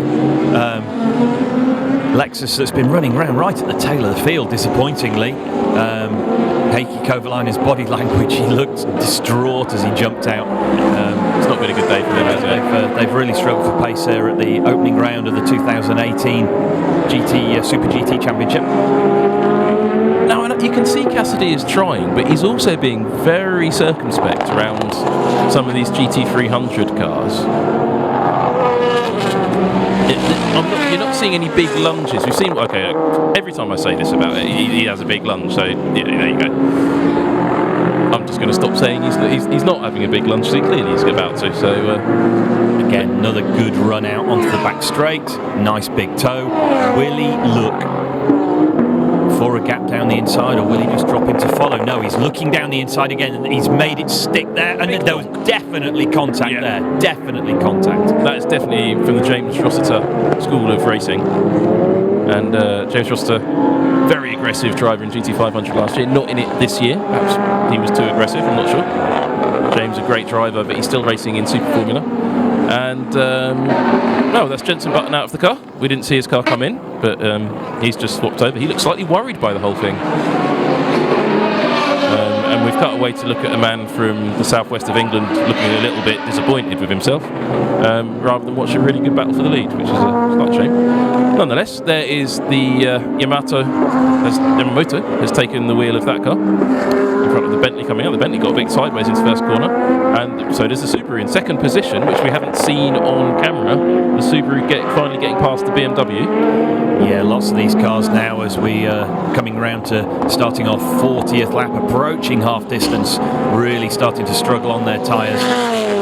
Drivers looking forward to handing over to their teammates, and the teammates really looking forward to getting into the cars here. We see the move where the BMW lost the place. Oh, that's a classic racing move, isn't it, Rob? That is one you teach. Yeah, clean exit down the inside, and yeah, the BMW, the bigger, heavier car, just struggling for traction out of the final hairpin turn 9. Now this Subaru BRZ, unlike the GT86, which in road car terms is an identical car, is actually a JAF GT300 car. So it actually uses the real Subaru BRZ chassis, and not very much of it is left, but it's a full-on race car, but it's really heavily developed. But that does have bits of real race car in it, including the windscreen and the A-pillar and a few bits and pieces like that. It's powered by an EJ20 flat 4 boxer engine of the same sort that you used to find in the WRC. But look at this. There's a constant puff of smoke coming out of the back of it, rather like a Haas in F1. I think it's steam. Do you think it's getting a bit hot? I think that's a breather. Yeah, I think the Subaru is getting a bit hot. The S-Craft white car coming in behind him as well. Now the keeper Tom's LC500 is in the lead of GT500, which wasn't on our screens, but I think that's down on pit stops. No sign of any smoke or steam from underneath the bonnet. The driver change is complete. The fuel is going in. They've changed 2 of the tyres. So they changed 2 of the tyres, the rears, before the fuel hose was attached. Now the fuel hose is attached. They have to wait to do the fronts, because you can either fuel or do tyres at the same time. Now the reason we're looking at that GT86, the Hoppy, the pink and white Hoppy sponsored car, is to see where it filters out in comparison to this not at all identical BRZ. And as you see, no tyre warmers, and they look like scrubbed Dunlops there. Or the guy with the paint, doing the paint on the sidewalls, wasn't, paying much attention. Now clearly the Hoppy 86 is going to get a big old lead there on the BRZ. There goes the BRZ. Massive diffuser, and it's still puffing away there on the left rear. It's certainly breathing something constantly. Yeah, and he's filtered out quite a long way down the GT300 order now, hasn't he? Well, one of the Prius is still alive, so free eye. Oh, Wonky sticker has come in from the lead of GT300, and there is the Keihin NSX. So that's that's a crucial moment actually, because it means we haven't seen it on camera, but Nick Cassidy got past the Keihin NSX on track. Yes. And they haven't given us a replay of that. Well, we had that little bit of contact down at the hairpin. That's where he snuck past. Oh, of course, yes. And just looking now, they're having a really good look, quick visual inspection of that car at the pit stop there. We see the Arta NSX come in behind as well. Oh, I wish that's true. That's really going to annoy me all year. And I've just noticed the text on that sticker is backwards as well. It's wonky and backwards. Wonky backwards sticker, all right. Not that either of us have chronic OCD, but there we go. I really am struggling with that. Nice smooth stop for the Keihin NSX. We have seen pit stop dramas for almost every team on the grid, actually. Worth repeating and reminding some newcomers to our series, no tyre warmers, as you say, Sam, and on a chilly day like today, the first 2-3 corners very, very treacherous, and it will take at least a couple of laps to get the tyres up to their full working temperature. So as we follow the Keihin car round into turn 1, he's going to have to be incredibly careful for the first couple of corners there. We see a big lock-up from the Audi GT3 car. That's unusual because that car would normally run with ABS. So yeah, just thinking why that would be. Maybe it's got a wheel speed problem, a wheel speed monitoring problem. Well, half distance here or slightly past half distance here at Okayama. Round 1 of the 2018 Super GT season here at Okayama, and there is the 21 wonky sticker taking a wonky route on cold tyres. No tyre warmers in this series. What we're looking at, yes, he's locking again. It looks like he's locking that right rear tyre. So that was the rear corner that was hit so hard by the Prius earlier, and I think he's got a problem where he might be just locking one wheel, and any form of stability intrusion like that would be terrible for the driver. He's going to have to pit. I've not driven one of the current spec R8s, Rob. I'm not sure if you have or not, but is that a driver not pressing a button properly? It would be some sort of failure if it's locked. If he's got ABS on 3 wheels but not on the right rear, that would be something that would be a mechanical sensor that's been damaged. Key graphic on your screen right now is the running order in GT300. The blue blobs with a number 1 on it is how many times they've been to the pit. The number next to that is the lap they pitted on. So you can kind of ignore the top 6 cars and car in 9th, but not entirely, because sometimes some of these cars that go long, and keep an eye on the Toyota Mark X for that, can work their way up the field suddenly by going long and making advantage from hitting just at the right moment. Yes. D-Station Porsche moves down the inside of the BMW there. The D-Station Porsche, relatively strong in pre-season testing. I had sort of slightly better hopes for the Porsche around here. This track, with its tight infield sections, really suits the rear engine layout of that car. Slightly beyond half distance here at Okayama for round 1 of Super GT, the 2018 season here on Nismo TV. If you like it, hit subscribe and all the other nice thing. Tell us comments. We're on the chat. We're talking to you as the 24 car Forum Engineering is in for its proper pit stop this time. It's cloudy at Okayama. It's about 3 o'clock in the afternoon, 12 degrees centigrade, 40% chance of rain from this point on, the weather station is telling us, 39% humidity, and an 11 mile per hour wind. What's that in kph, please? 18. There you go. The Motul Ortec GT-R has also made its scheduled stop. Drive-through penalty for a jump start early in the race. Still not quite sure what the issue was for the Forum Engineering car. There's the Subaru BLZ still smoking away, but has got in front of the Wonky Sticker car. The Wonky Sticker car now has got his tyres up to temperature, and perhaps he's finding that issue with that locking tyre being less. Now the tyres are up to working temperature. These slicks designed to work from about 65 degrees onwards, and with an air temperature of only sort of 11 or 12, it's going to take a couple of laps at least to get to the required temperature. Now just look at the gap between the leading GT500 car, you see it just at the top of the screen, and this Arta NSX in 6th position. That's because they're out of sequence on laps. These two cars you're seeing battling right now for 6th and 7th position are a lap down, because there's the Keeper Tom's Lexus in front. That's because the Keeper Tom's car hasn't pitted yet. He's yet to make his stop. So we'll see how they filter back out. There is the Raybrigg number 100 NSX Honda, with the K-hinge just behind it. That's Jensen Button's car. The question came in on the chat or here on YouTube. Where is Jensen Button? He's in the back of the garage having a cup of tea, I believe. Yeah, Chris Bunker will have made him a nice brew by now, hopefully. So yeah, morning to Chris if you're listening. So questions coming in. We like your questions on the chat. Yeah, the GT300 cars. There is Chris. And there is Jensen. White no sugar. Morning.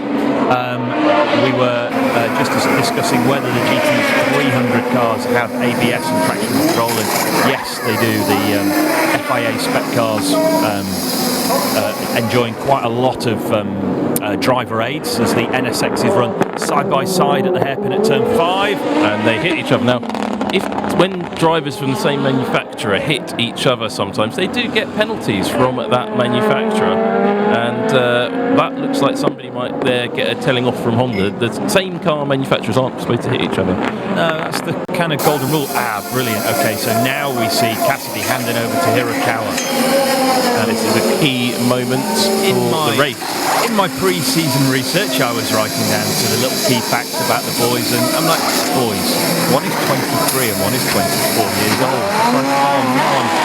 Middle age has struck, Sam, and I haven't even realised it. You know, I'm looking at drivers now who are in their very early 20s who have already made the successful transition across from single-seaters into GT cars, and Ryo Hirakawa here really working his tyres hard, coming out of the pits to try and generate that much needed temperature and pressure. Do you think that was what he was doing? Because I just saw that. I was thinking the way he was moving, it looked more like, are my wheels on properly? Yeah, just having a little feel for it just as he came down into the first corner. I was just worrying he might be having a Roman Grosjean Haas moment. Yeah, possibly.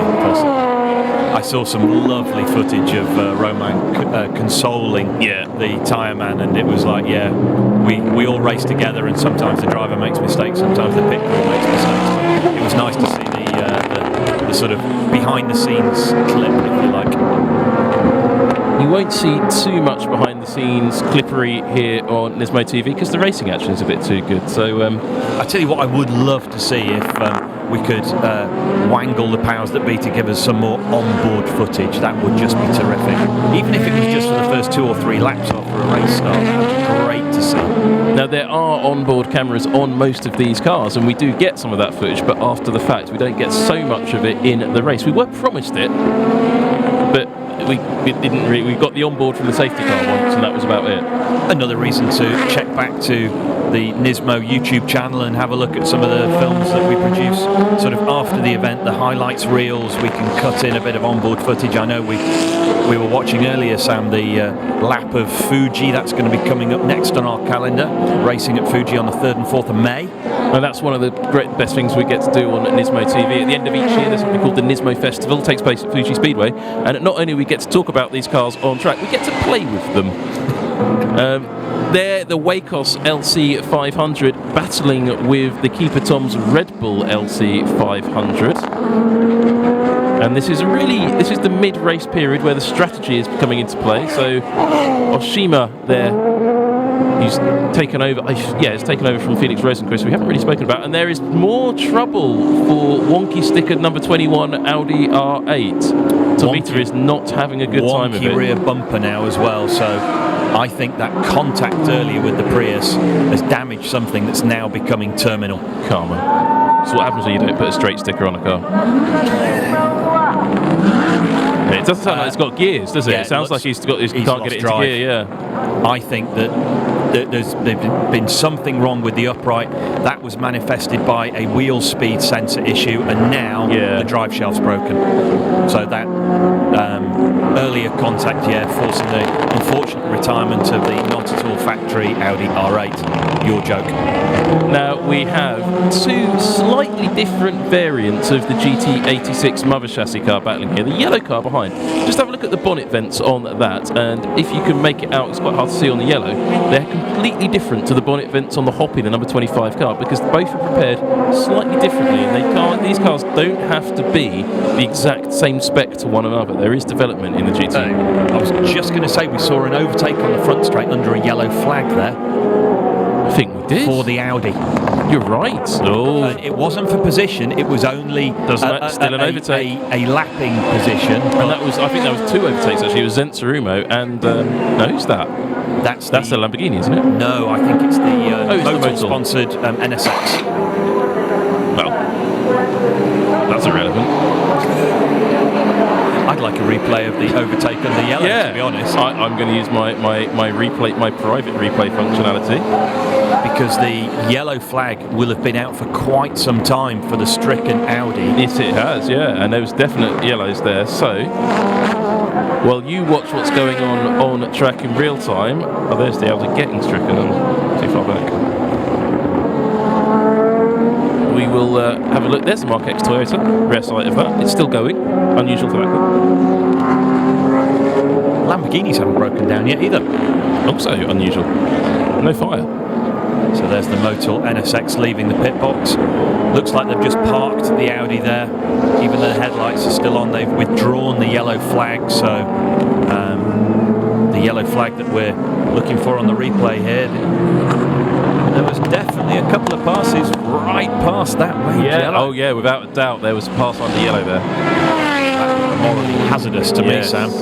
Morally hazardous indeed. We'll have to wait and see what race control make of it. I'm just watching it again to see if there were 2 passes. So it looks to me like the number 1 Denso Lexus, he makes an overtake, as does the Zensarumo makes an overtake on a GT300 car.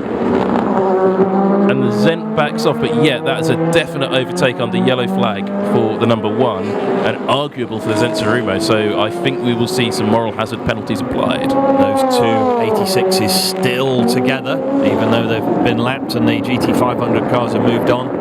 The Hoppy car just heads the up garage yellow derivative car. Some change in the technical partnerships behind these cars. Dome running one of the cars. Now directly, Dome were responsible for the design of this car initially, but the teams have taken some of the responsibility on themselves to modify and develop the car. Chassis still come out of Dome's facility in Maibara, near the bullet train line, just outside Kyoto. But getting into this rather toasty looking BMW is Sean Walkinshaw. Sean Walkinshaw? Yeah. If you go to the English translation from the SuperGT website, some of the names have been translated phonetically, and Richard Lyons was particularly memorable for his translation, and Sean Walkinshaw was another one. So Sean enjoying his second full season of Super GT and GT300 now. It's a good battle, but I wish the yellow car would switch its headlights on. Yellow car with yellow lights. Yeah. Just to complete the yellow look. The Up Garage team is no longer part of the racing project Bando, I believe. They've gone their own way. Lots of team changes this year in Super GT. I quite like that retro yellow colour scheme, you know, the Hoppy car's really modern and clearly come out of the design studio, where the Up Garage just looked a bit more 1980s. I think it's cool, but the Up Garage changed their livery all the time, so it won't stay for the season. Something we have seen on track are the new spec GT-R GT3s. They have performed reasonably well, but Nissan has had a relatively unlucky day, I'd call it. Yeah, maybe a little unlucky so far, but you know, on the flip side of that coin, Sam, if you arrive at the first race of a season and destroy everybody on day one, you're just going to get balanced of performance out of sight. Exactly. One of the cars that is doing a strategy that we've seen from the Lotus, but maybe not from other series, is the Toyota Mark X. Now, the Saitama Toyopet team, this car is run by a bunch of guys who are just everyday garage mechanics who'll do the service on whatever car you take to the Saitama dealerships, Toyopet dealerships in Japan. And this car they've built themselves, they run it themselves, and it's they've got tomorrow they'll be back working on Mrs. Miggins's whatever Mark X. Now the Mark X is only available in Japan. I think in Thailand it might be available under a different name, but it's a sort of a special dealer special car made by Toyota. It's quite a cool looking thing. In road trim, in GT300 trim, it's certainly not the prettiest car. There's Hatsune Miku looking rather more urban than she did last year. That team is up to second position because they've yet to stop 51 laps on the board. They're really going super long and going to move up the grid, move up the field because of that, and of all the shenanigans going on amongst this lot, frankly. As I suggested earlier, Marco Mappelli looking particularly racy in the 88 Lamborghini as well.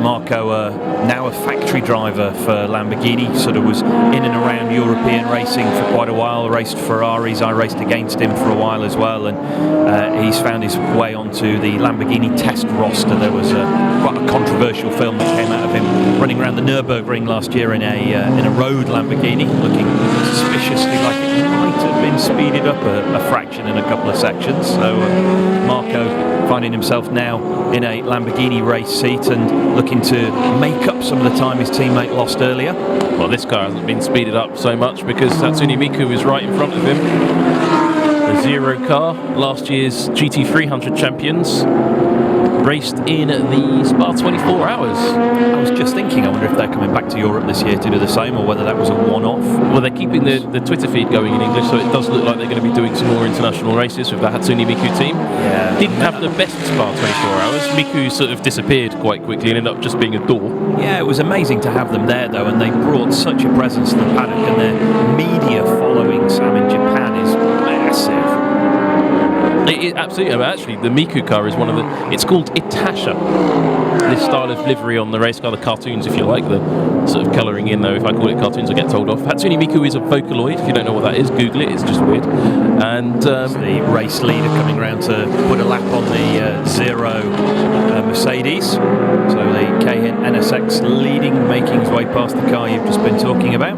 Well, that Hatsune Miku is actually a big celebrity, not just in Japan, but anybody into the J culture scene. And that car is Itasha, as I say, and Itasha means painfully embarrassing. What, like my commentary? Yeah, I wasn't going to say it, but yes, the Itasha commentary. No, but it is a style of car styling, aftermarket car styling, and people have their cars covered in these anime characters and Vocaloids, and you have Itasha liveries. There used to be a few more in Super GT, but unfortunately Hatsune Miku is the only Itasha car at the moment. But I'd like to see some more Itasha liveries, and I also think a Hatsune Miku F1 car would be great. Oh, now that was quite aggressive there from the number 3 car after the sports-sponsored GT-R GT500, the BMAX engineering car. Chio at the wheel of that. I was just thinking whether that might have been a move to the pit lane or a curious defensive manoeuvre, an aggressive defensive manoeuvre, but no, yeah, it was the latter. He wasn't moving to take the pit road at all. Well, moves going on all the way around this 3.7 kilometre Okayama track. Previously named by a number of different names. Aida? Yeah, TI Aida was how I remembered it when I was kind of in and around Japanese GT racing at the time, and yeah, it was known as the Tanaka International Circuit. It was first opened as almost as like an Ascari resort type venue, so just for... It had an art gallery, didn't it? Yeah, for wealthy individuals to come and just smoke their road cars around and have like a weekend away with the family, and yeah, first hosted motor racing in the sort of early 1990s, and then the Pacific Grand Prix came here in 94 and 95. There's Chio's teammate, Motoyama-san. And he's sitting looking pensive. That's a good word for that. Yeah, very pensive, and again another name that's hugely experience, brings pace and experience to the championship and the team. Well, the fact this 86 on 86 battle has become the battle for the lead tells us that the Mark X has now finally stopped. Not seen by our cameras. So you will now get a slightly more realistic view of the order of things. And I have to say, the Up Garage 86 has had a really good, if slightly anonymous, first half of the race. But moving right up through the field, up to the pit stops, it's gone very nicely to that yellow and blue GT86. I'm going to test your Japanese racing driver knowledge and ask, are the Kobayashis... No. They're not... I don't believe they are. No, okay. I thought that he might be related to Kamui. No, Kamui Kobayashi is not in this... Is he in this race? I think he is in this race. Yes, yes, that's right, yeah. I got confused because they've had a shuffle round in that. Whoa! Very big moment there. Actually, quite a few moments now happening to Sean Walkinshaw in the BMW as he battles his way through the field. But the number 1 Lexus LC is really trying hard, but there's some really aggressive driving actually coming from the same Mercedes there, actually, rather than Walkinshaw. Yeah, the Mercedes just finding itself in the wrong place at the wrong time at three or four consecutive corners, and that has really held up Nick Cassidy's teammate. We'll have a look at the gaps. Hirakawa, sorry, forgot for a moment. There you go. The drivers have swapped around somewhat. We've got so used to the drivers over the last couple of seasons, and now they've swapped them all around. We are going to make mistakes on that. Apologise for that in advance. 814 of you have clicked the like button. There's more than 3,000 of you watching, so come on, Mum. Yeah. Press the like button. We can get to over 1,000 because you know, if we go to 1,000, get over 1,000, something good will happen to a Nissan. That's the way it works here. Jenson Button's teammate is up to second now, and is closing the position down onto actually, quite frankly, Button didn't have a brilliant stint, but it's all coming together here for his team car with Yamamoto at the wheel, and that gap has come right down. That's what I said earlier. We'll look at those gaps as it comes up on the screen. Now, I saw this battle was coming down, and yeah, when I first spotted it, the gap was 7 seconds. It went to 5, and has been coming down about half a second a lap as we see Benson Jutton chatting with his team manager on the pit wall. Well, Benson Jutton, I think, was talking about the tyres and how it feels, and the tyres are beginning to will go away in the latter part of this thing. Lap 56 of 82, long way to go in this race still, and there's a lot that will still happen. And at tyre management and tyre life, you see the first and second in both classes together on track there. You will see the whole field start to continue again. And now we've got 1,000 likes. Thank you very much for that. That was easy. Let's see if we can get to 2,000. It's just starting to stagnate a little bit in terms of the race. We're coming off the end of the pit stop cycle, and I just found myself thinking, we haven't had a full course yellow yet. No, because they've introduced this new FCY, the sort of virtual safety car, if you like, system, as Hirakawa gets the move done finally on the Wacos car. Does the Wacos car come back at him? Yes, he does. But it doesn't stick. It doesn't stick. Coming down into Revolver, there we see the championship winners of last year moving up onto the bottom step of the podium, so up into third. And that is a very neat, sensible move. No bumping into each other there. Now, if Nick Cassidy gets on the podium, we'll have to talk about his champagne abilities, or sparkling sake. Lack of. Yeah. But it is at the moment looking very good for the two Hondas up front. 1.2 seconds separating the two NSXs at the front. The GT-Rs have just been... We still don't really know what happened to the number 24 Forum Engineering car, why it made that early pit stop, but they must be really cursing their luck today, because that debatable jump start from the 23, I don't think there was a jump start. They'd be walking away with the race right now. Yes, yeah, they would, and yeah, I'm looking forward to watching the start back to see where and how that happened, because we certainly didn't spot anything at all that looked like a jump start. We have the technology. Benson Jutton is now a hashtag. Okay, hashtag Benson Jutton. Benson Jutton is going to be very happy if he finishes. If the race finishes like this, I think Benson Jutton would be extremely happy. Yeah, and it will be good for the series as well. It will bring in a lot of interest from European race fans, from Formula One race fans. Imagine if you're watching SuperGT, Sam, for the first time today, coming from watching a relatively small grid of Formula One cars circulate round, not overtaking each other for an hour and a half. It's just, you're going to be blown away by this. But this multi-class racing, high-quality drivers, amazing venue. Look, crowds, real spectators, real people. Real motor racing brought to you in English, exclusively on NISMO TV. Live. Yeah, and on demand. You can follow this through. You can go back and look at a whole bunch of previous races. We take a look at the cars. We take a look at. We get you inside in a way that no other outlet is able to do. We go inside the world of NISMO. We look at the cars, the history. There's some lovely history videos coming up. I think we still haven't done some of them. I think there's still some really good ones that we've put together that you're going to see in the coming weeks about the history, some of the great drivers in Nissan's history. And if there's things you want us to make videos about, let us know and we'll go and make them for you.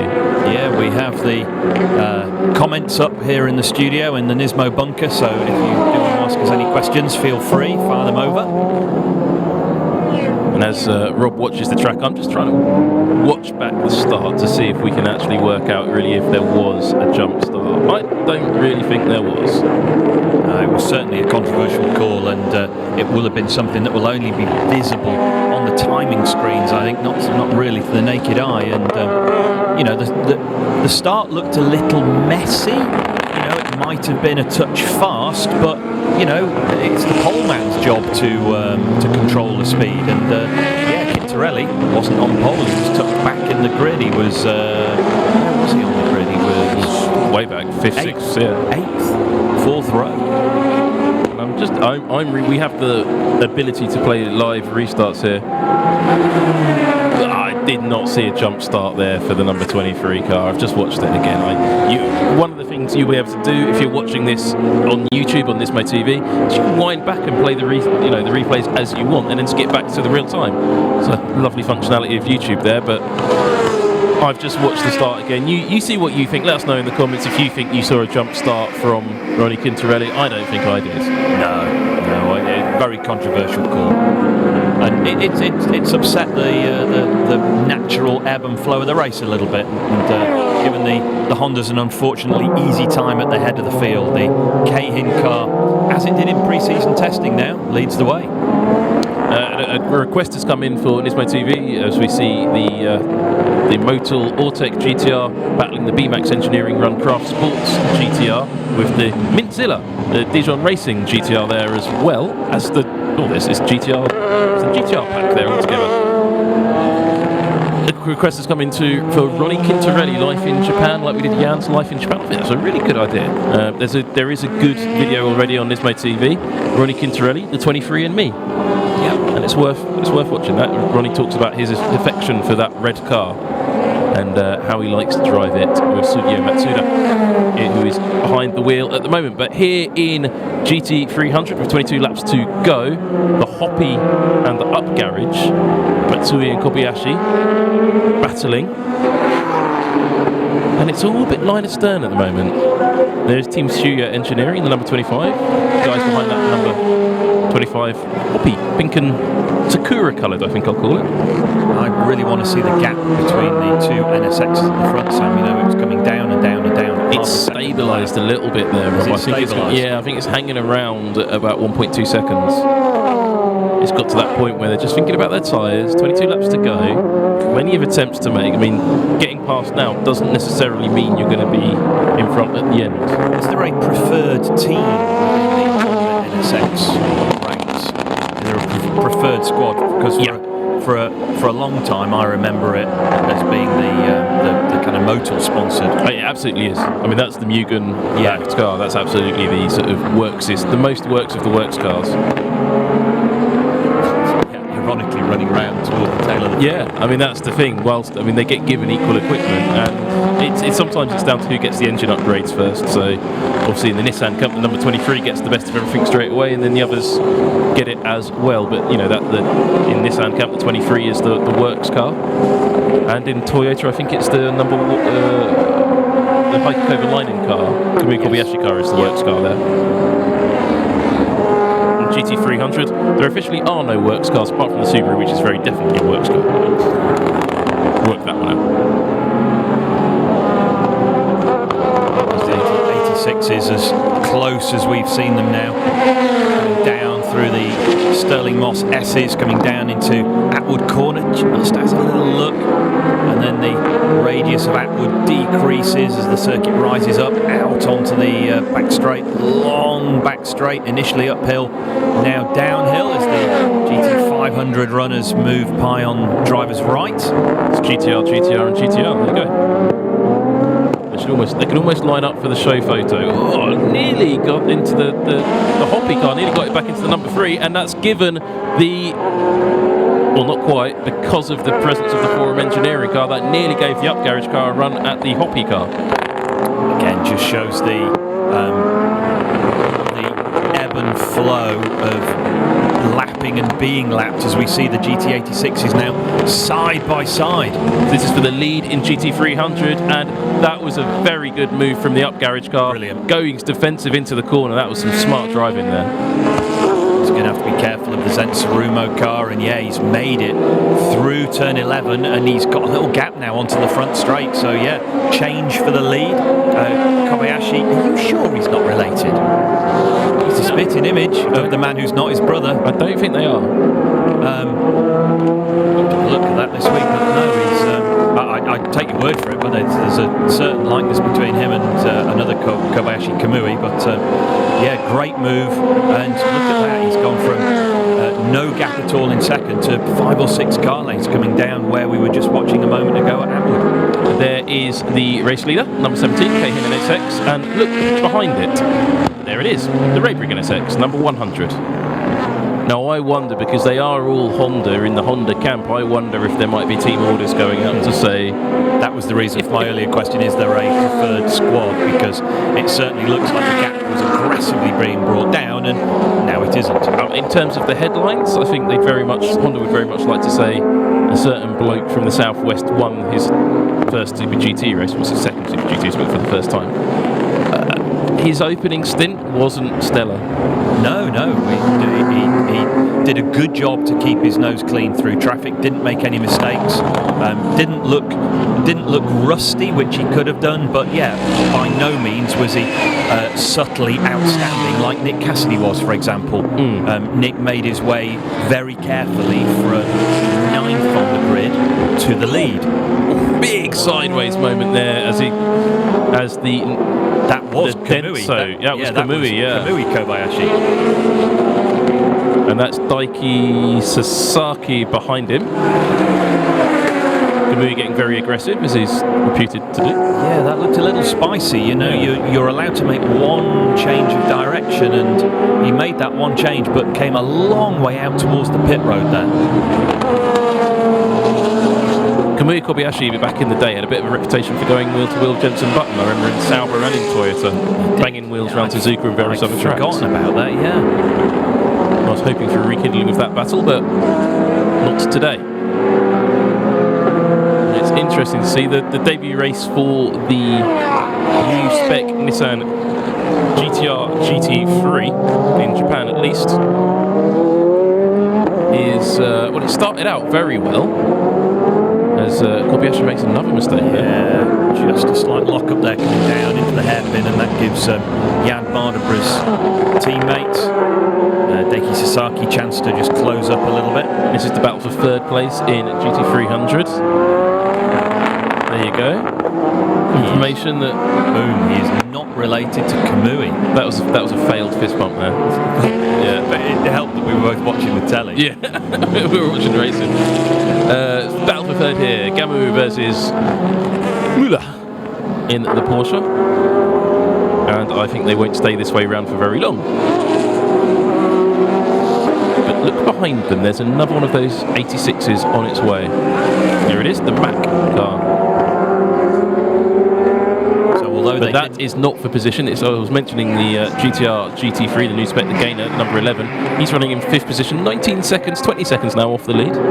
It was very much in qualifying the FIA GT3 cars that held the advantage in GT300, but in the race it's flipped back to the more traditional Japanese GT cars. But the thing is, between those two leading cars, you can actually play. It's a good game. Those two cars are very good to play spot the difference with. There's lots of little aerodynamic differences between the car in first and the car in second, which aren't on screen at all. Playing spot the difference between a Mercedes, a Porsche, and an 86 is really too easy. Yeah. But there is a lot of battle still to come here, Okayama. 65 laps completed. We're here on Nismo TV. I'm Sam Collins. This is Rob Barff. Don't forget, if you want some more of this Super GT action, don't forget to like, subscribe, let us know what you want to see on the whole Nismo TV channel. Lots of special content coming up. The whole Nissan Intelligent Mobility operation is going to come into full swing with the Formula E campaign getting underway later this year, so do stay tuned and subscribe for that. There's some really special content coming up for that. A little bit is already on the screen. You can see a few teaser videos, but Nissan have got some really special stuff lined up for the Formula E season. If you're here for the first time, we really hope you're enjoying this multi-class Japanese GT race, the Super GT series from Okayama International Circuit. The two classes running round, the GT300s we're watching now, the yellow headlights, they're the slightly slower cars, the faster cars, the GT500 cars running with white headlight lenses. Big grid of cars and quality racing up and down the field. The Leon sponsored Mercedes still leads the Porsche, so this is where the Porsche will have the advantage. Sam now coming on to the back straight, good traction, the engine over the rear wheels, and gets a reasonable tow from the Mercedes. Just cut away at the wrong time there. Oh no, here we go. So coming down the end of the back straight into turn 5, the Porsche looks around the outside. Can he find the long way round? Almost, but not quite. Lots more action coming up on track.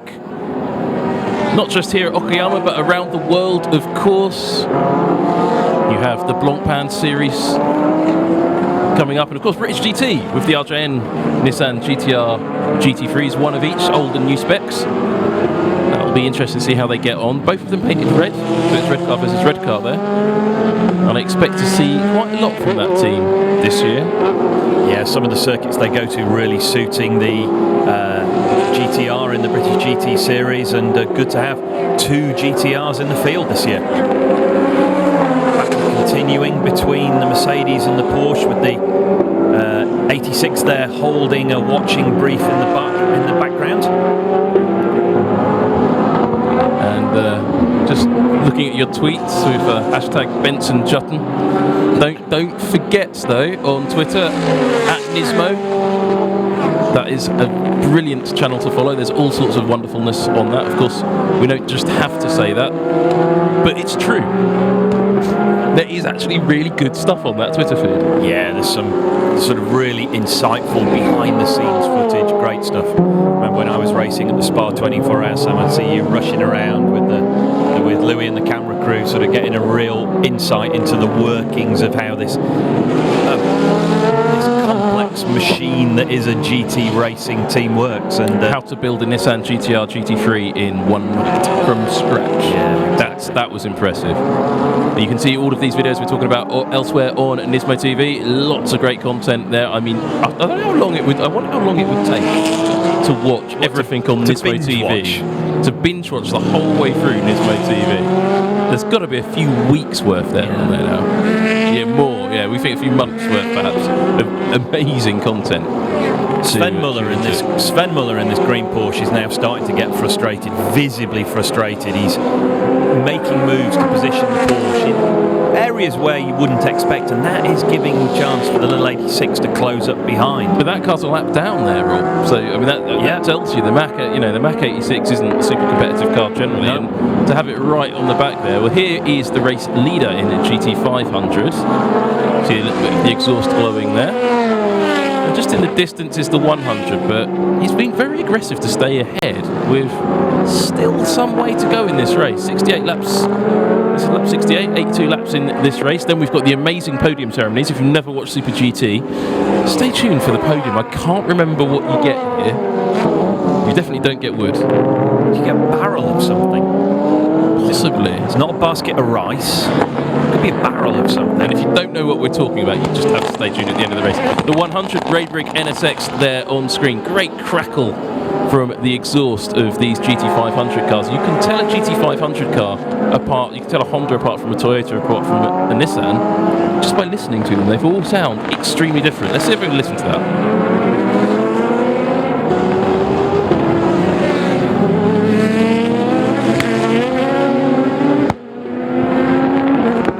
Got a little crackle of the anti-lag as he came off the throttle there, but the explosive ignition cut as they go up through the gears sounds incredibly aggressive. A question just came in on the chat. Sorry, I didn't see who it was from, but the question was, if we could see any GT3 car on this grid that isn't here currently, what would you put on? I'd say the Morgan. I'd like a Ferrari. We did have a Ferrari last year. We had a Ferrari last year. It sort of circulated and then disappointingly. Mario Nitta having that huge accident in it. Perhaps one of the new spec Bentleys. That would be a welcome addition as we see the right on cue, the older spec Bentley. It was Vince Libera who asked which car it was. Thanks for that question. Keep those questions coming in. We do like them. Good point.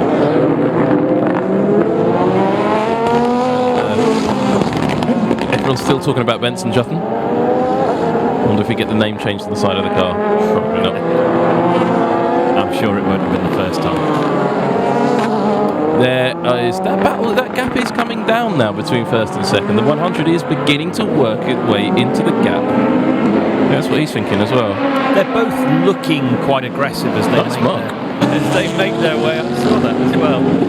As they make their way through traffic, lots of flashing of headlights, lots of relatively late lunges, and they've got a relatively comfortable cushion now. At the head of the field, you can can see that gap behind.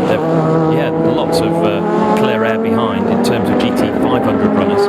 Now, a question just come in on the chat from Iron Daffodil there, because the Wed Sport has a slightly indecisive moment trying to get past or not get past the number 3 GT-R. A question just came in from Iron Daffodil there, Rob, on the chat, Rob. What do the flashing headlights mean? Yeah, their encouragement to be seen. Yeah, the drivers have a facility on the steering wheel to press a button, and a single press of the button normally equates to somewhere between 3 to 7 forward flashes of the headlights, and they just press the button just to simply flash the lights to let the other drivers know they're there. Yeah, it's basically, get out of the way, I'm coming through. Or even if they're like, I want to come through. No, you're not coming through. It's a lovely farts of engine there. And I think that was the Lexus making that noise. So there we go. We're looking at the battle of Chio there, as the number 23, driven by Sugio Matsuda there, is on the tail of Izawa-san. Izawa is that same Izawa that was racing in GP2 as it then was. Yep. A couple of seasons ago. He's now switched back over to Super GT and is being given a lesson on how to race by an Italian. Wonderful bit of racing there. Matsuda down the inside and up a position, and he's come from almost the back of the field back up to 5th. You've got to think, where would he have been if they hadn't got that unsporting penalty for a jump start? Just have a listen to this. I don't know if we can turn up the volume on the ambient.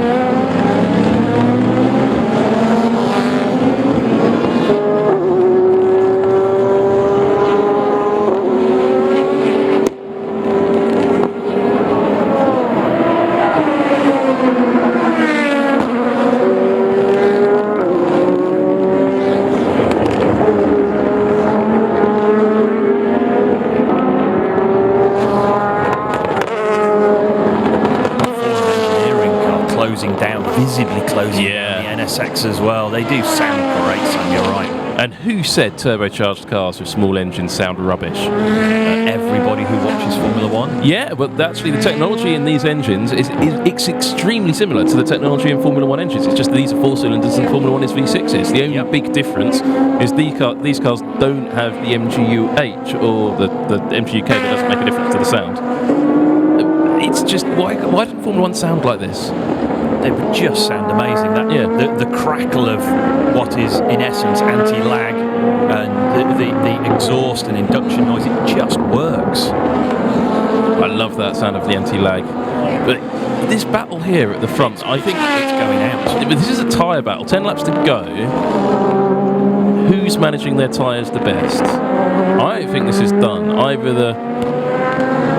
don't think the Raybrigg tyres have gone off. I think Matsuda is just on another planet in terms of continuing. Look, there you go. He's losing tyre temperature.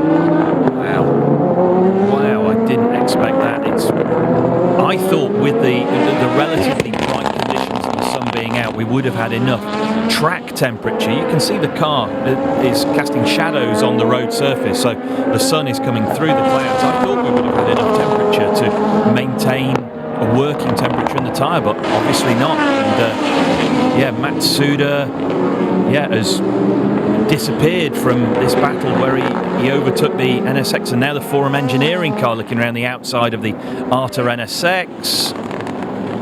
It's the Nissan. Yeah. Nissan's beginning to get the tyres working. Yep.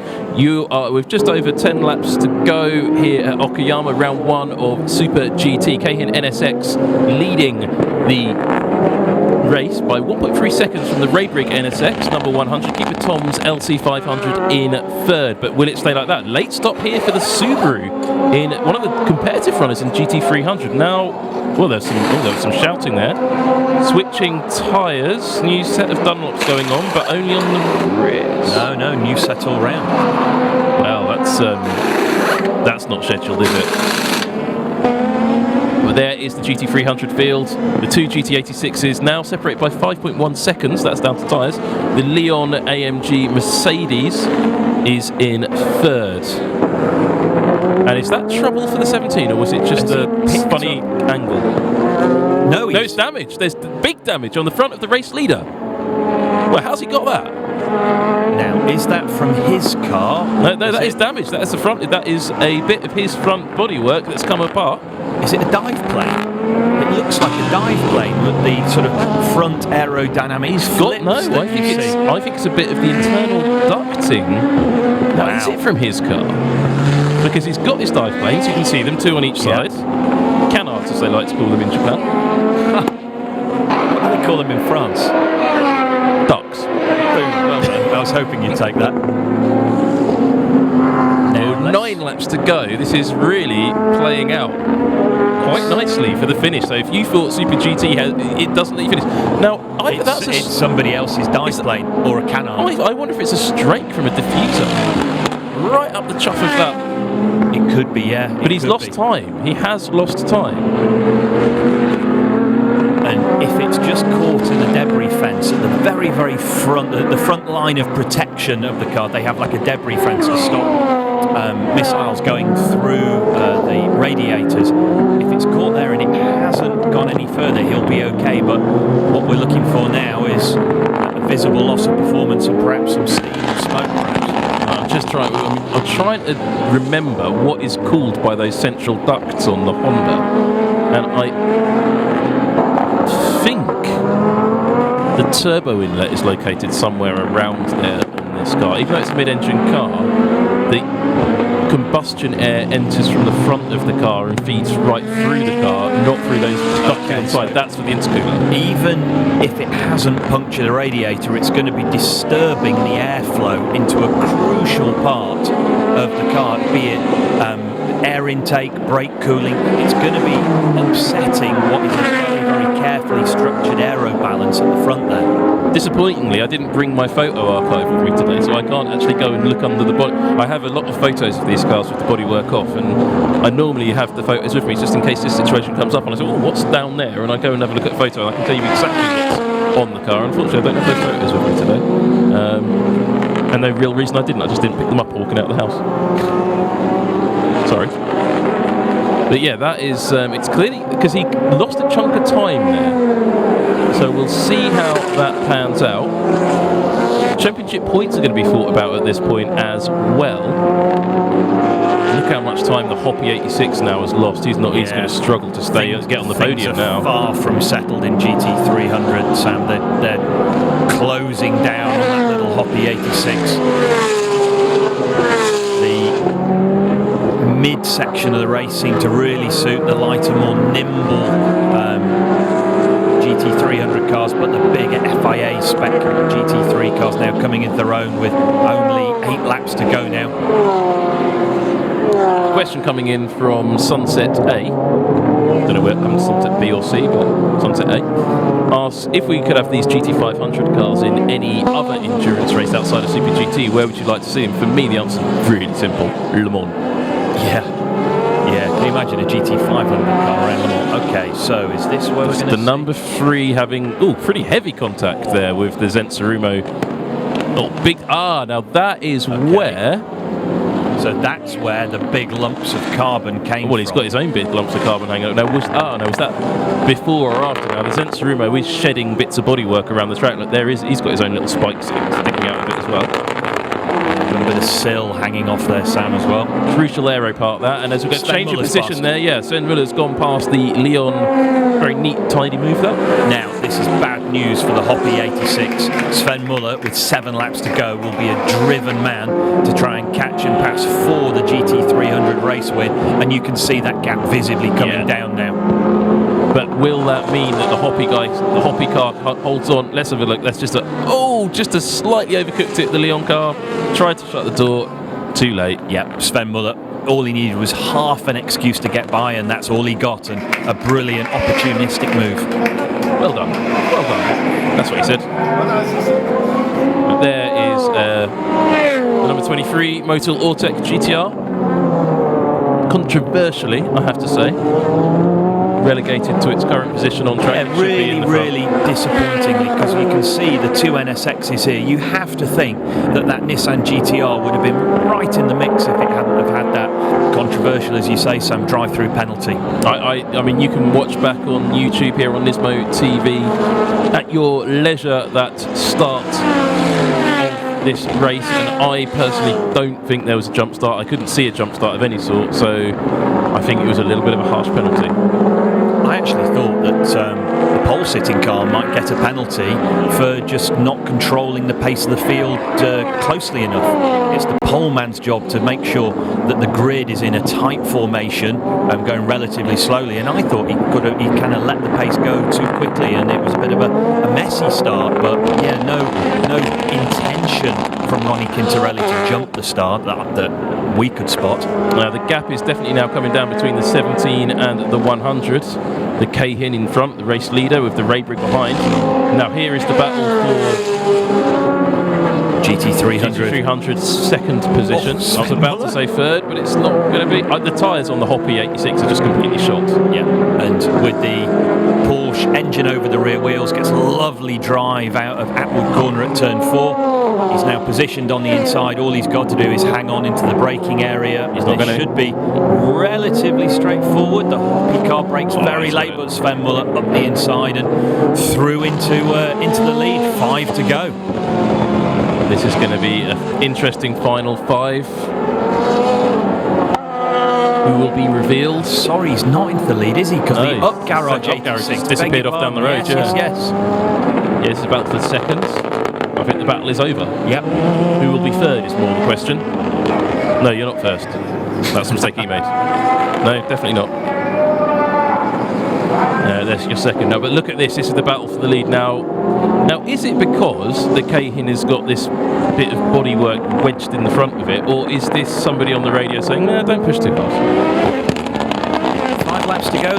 They certainly wouldn't be thinking about choreographing a nice photo finish just yet. They have, Honda has space, 7 seconds.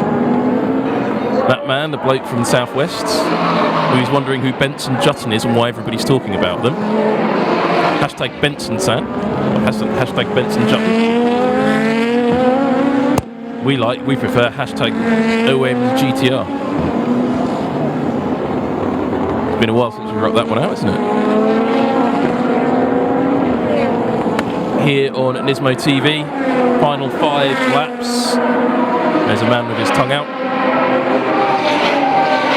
Some people are saying press the like Jutton, kick Nasady. This is Cooper ST and Kaiki Hovalainen. Kaiki Hovalainen.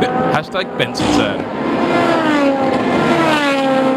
Nismo TV, putting the fun back into motor racing. Like, subscribe, leave us comments, tell us what you really think. Lots of great action coming up through the year here on Nismo TV. We'll be able to bring you some fantastic coverage, some behind the scenes insight, but right now all attention is on a pair of Hondas going around a track in the south of Japan. Cahin NSX followed by the Raybrick 100 NSX. The Cahin NSX has damage on the front. They're excited. He seems less excited. He seems really excited. But I think there's going to be a change of position, and now Rob, is this? Let's see. How is this choreographed? Surely not. Having Jenson Button in Super GT is brilliant, but choreographing it so he wins his first race where he's doing the full season, I'd be disappointed if they did, Sam. I really would. Well, I'm not sure they are, because there is damage on that car. In GT300, you can see on the screen, it's settled down for the first time in, well, the entire race, with 3 laps to go. Yeah. I think we've seen it before where Super GT turns into the most enormous battle in the final 2 laps. And I think we're shaping up for another one of those battles. So certainly going into this race, regardless of what the qualifying positions were, I did not expect Honda to be first and second. But in the test that took place earlier this year in March, the Cahin NSX was the fastest, followed by the Raybrick, which is what's panning out on track now. Yeah, exactly. today. I'm glad the weather has been kind. It's been nice to have a race with no interruptions. The Raybrig car makes its way past the excitingly liveried Mercedes. Coming round through the final sector, running nose to tail. And the gap is down to 4 or 5 car lengths now, Sam. It's 3 to go. It's down to how much life there is in these tyres. You'll notice certainly on the Raybrig car, the branding on the sidewalls is almost completely faded. Usually a vague idea that the wear is getting to a point where the tyre's beginning to run out a little bit. Not always, it's not a scientific measure, but you can see the tyres are almost completely black on the sidewall there. Relatively hard circuit on brakes, so the brakes will be working hard, and we see, particularly from the Lexus, lots of brake dust coming off, and of course that coats the sidewall of the tyres as well. Gap just stretching out as they come onto the back straight. Nice racing here. And that Lamborghini nearly got skewered by the extension on the Cayenne NSX, who's just run off the track. Still hasn't managed to lose his spike. It looked a little more spicy than perhaps it could have done. You know, the race leader was off the road there, coming through traffic, and the Raybrig car behind really pushing hard now. A couple of GT300 cars in the mix here, coming through the last 2 corners. Cayenne car safely makes his way past, coming onto the front straight now. Final 2 laps here. Isn't a done deal now. It's absolutely not. Final 2 laps here at Okayama, here live on NISMO TV. I'm Sam Collins, and I am joined by Bob Barff.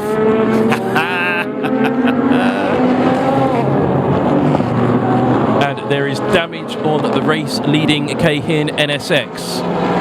We're not sure where the damage came from, but there's a large piece of carbon fibre protruding from the front of the car, closing the gap, but it's gone out a little bit now. This is the final lap, actually, with the Raybrig NSX. Is he going to be able to catch up to him? I don't think he's going to be able to do this. No, I don't. The RCF got in his way ever so slightly through Atwood Corner there, but no, I think this is a done deal. The two Honda NSXs looking very comfortable now as they complete their last half lap here at Okayama. The driver's going to get a hell of a shock when he gets out of that Cayenne NSX and looks at the front of the car. Massive amount of debris down there on the track as they come out of that corner. That all came off the back of a Lexus. As the Raybrig number 100 car, there it is, second position. Jenson Button putting in a very average stint in the first half of the race, followed by a superb second stint from second half of the race. Really made the advantage, but unlucky for 2 of the Nissans at least. And here is the final corner. Cayenne NSX wins the Okayama Super GT race. Round 1 goes to Cayenne. 1-2 for Honda. 3-4 for Lexus. It was nearly a change of position there on the line. Very close, wasn't it? Yeah. Very close indeed. 5th position for the new spec Nissan GT-R GT3 and GT300, but here's the battle for, well, not the battle, here is the leader in GT300, the up garage GT86. He's done enough to keep that charging Sven Muller at bay. Oh, he's long gone. Yep, still clear air behind him, and despite the D-Station Porsche's best efforts, hardly in sight. Thanks for tuning in. Don't stop hitting us with your likes and your subscribes at the moment. We need to get more likes up on there, and I told you something good would happen for Nissan, and that was the Gainer car finishing 5th. That was quite good for a race debut. I think there's a lot more to come from that car. Certainly a championship contender as the season goes on. Disappointing also in 5th for the Motul Ortec GT-R as the GT300 up garage 86 crosses the line to winning GT300. Oh, and a bit of bodywork. I think that's the spike has finally come off. Lots of carbon debris on the track. Lots of carbon debris. And yeah, Up Garage taking the race win by 4.5 seconds from the D-Station Porsche in the end. That was quite a big margin, and that was all down to the tyres here. There is your race winner. There is your second position car. Stay tuned for the podium. We should be hearing from not only the race winners, which will all be in Japanese. I hope we will be hearing from the English speakers. That includes Jensen Button in second position in the Raybrigg NSX. And post-race, later in the week, we'll probably be getting some updates, and you'll probably see that on @NISMO, on the Nissan NISMO Instagram feed as well, and on Facebook, Twitter, Instagram, smoke signals, carrier pigeon, and many other forms of communication. Nismo's all over it, Reddit. And we will have updates from the drivers of the time. I'm interested to hear Ronnie Pintarelli's thoughts. Oh, yeah, that's going to be insightful, I think. Insightful. Fascinating if we hear from the Toyota Prius drivers. And Richard Lyons in the Audi R8 as well. There was that I think was the moment of the race for me, the R8 in a Prius sandwich. Yeah. And here we're going to see, and we might hear from Nick Cassidy as well, who trundles home in third position.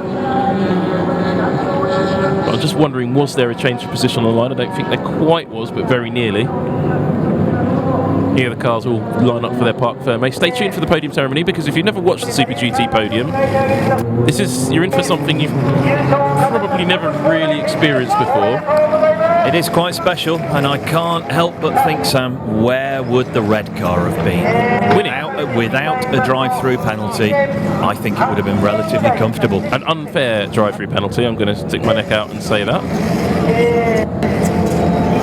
The broadcast is clearly getting a little bit excited, or some of that sparking Starkey's got into the wiring, but we're still going. So stay with us here on NISMO TV. But for now, let's say it's been fantastic for the first race of the season. Yeah, great to see the cars back out on track. The more likes and subscribes we get, the better. But the podium ceremonies, I know I was always one of those people. When we first started doing the Super GT thing, back in 2014, I didn't want to cover the podium ceremony. I now really look forward to it. It's your favourite part, isn't it? No, I already said my favourite part was two Toyota Priuses bullying an Audi R8. Where else are you going to hear that expression? I wonder if we're going to get any shouty people or chorus girls. I think we're going to get some carefully choreographed Honda flag waving. Flag waving? Flag waving, there you go. Right on cue. If you're watching on Studio Cam, we've got flags. We've gone for the single flag strategy. If you don't get that one, stay tuned, because it will work you out. And there is the winning GT86. Very good engine in that car. There you go. No, very, very good engine. Looks familiar to some other engines. I can't think where I'd seen them before, though. I really love the livery. It is. It's really retro. I wonder if they'll keep it for the season. Last year they did muck around with the... Unlikely, sadly. But it's very distinctive, from a commentator's perspective. It's easy to, overall, so. Very easy to spot the car. Surprise win, I'd have to say. Yeah. Up Garage taking this victory. Didn't see that one coming in GT300. Well deserved. Certainly not what it looked like at the start of the race. And he's broken the door. Yep. And nearly broke the roof as well. All carbon fibre that on the 86s. He looks happy. He definitely looks happy. Look at that. Yeah, I think the driver's just realised there that he's got... Look at that. Now, that has come in off another car, and it's just wedged off the front. He's like, I was driving around with that on my car. He's been very lucky, very lucky. That looks like it's wedged a long way through the debris fence, and the radiators aren't that far behind. No, it's gone straight into that. There's a big sort of solid bit of carbon fibre at point. Yeah, it's gone into that. Yeah, that's where you finished. Well done. There'll be some interesting pictures in Autosport Japan, the Japanese magazine this week, covers Super GT fantastically, and I'm really looking forward to seeing close-up pictures of that spike on the NSX. MC Malicious Gravy says, I like the podium ceremony so much, have I bought myself an orange jacket? No, I leave that to professionals. I haven't had my orange jacket. Brilliant idea for a Christmas present, though, so thank you for that. It's a long time till Christmas. I'm thinking early Christmas present, and you should do the last race of the championship in the orange jacket. I think we should do the last race of the championship, and I can be Mr. Orange Jacket. Oh, pay money for that. That would be great. Yeah, they pay quite a lot of money for that. If you don't know, if you don't know what we're talking about, Mr. Orange Jacket, he turned up at the end of the race. We're going to hear from him again at the end, or in the podium ceremony, when they find the podium here at Okayama. 放送席 Oh, and here come the interviews with the race leaders. They are all in Japanese. These two race winners. Pole to finish, pole to win という形を So it's just saying it lights the flag victory for you. Didn't quite work out like that though, did it? No, it didn't. It was.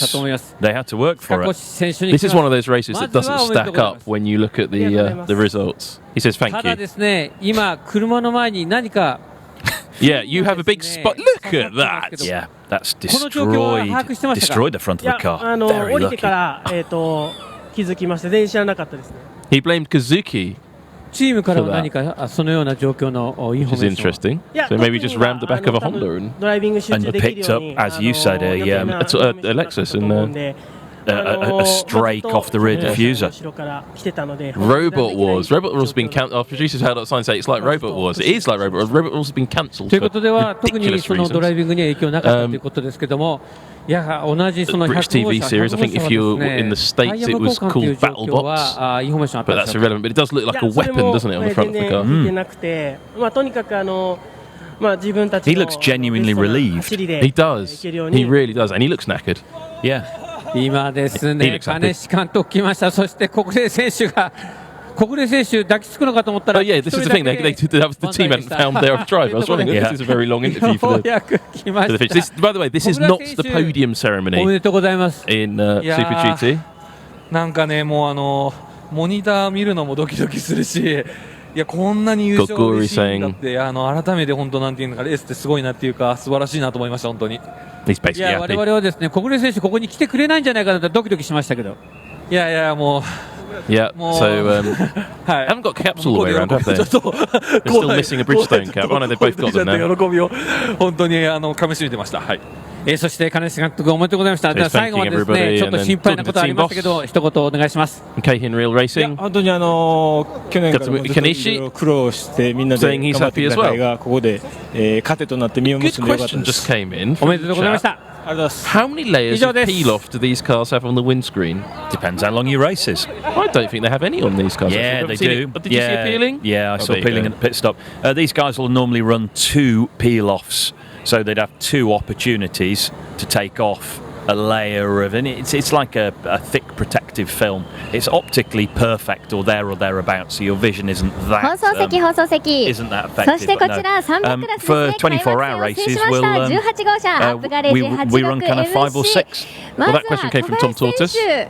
手 And here is theおめでとう Up ございます Garage team. いや良かったです。このチームに移籍して、やっぱり Looks a lot taller than Kamui, actually. He does, he does. 優勝 The す picture る was っていうのは当 flattering. 然期待して呼んでいただいてるんで、 He's, それでちょっ he と昨日 seems の quite 予選 happy, は quite ちょっ sweaty とかっ too. こ悪い結 He's 果に got な a っちゃ nice った new んで hat with a badge on. Has he got one of those I've been to the 今日はなんとしても dentist 上位でっていう badges ふう on に his Yes, hat? yeah, that's exactly I've what been a good っていうのは boy. 思ってなくて、本当良かったですし、本当 Yeah, yes, it is. He's got a little tooth on it. Or is it I'm 32 today? Or? I think maybe ま Yokohama's ずは僕の 70 一つ today の or ことが something. 終わったかなと思うんで、あとはもうチャンピオン狙って Other good またこ things れ that から come 頑 out 張 of っていきたいと思い Yokohama ま as well す。 as 本 Yokohama 当に tyres are じわじ Nismo. わ様子を伺って There we go. 500を使って見事のオーバーテイクからのぶち切りでした。 NISMO.TV おめでとうございます。はい、ありがとう It's ござい here ま with す。 you through, そして well, we've been here for a very long time, haven't we? I don't know こ when の NISMO TV アッ started, プ long ガレ time ー ago. ジ86 MC ね乗って3シーズン目になりますけど、 Should know, 'cause it's on the, いや YouTube 4シーズ account, ン目になりますけど、やっと掴みました NISMO ね。おめ TV, でとうござい hit ます like and subscribe. Stay tuned for the podium ceremonies. This is not the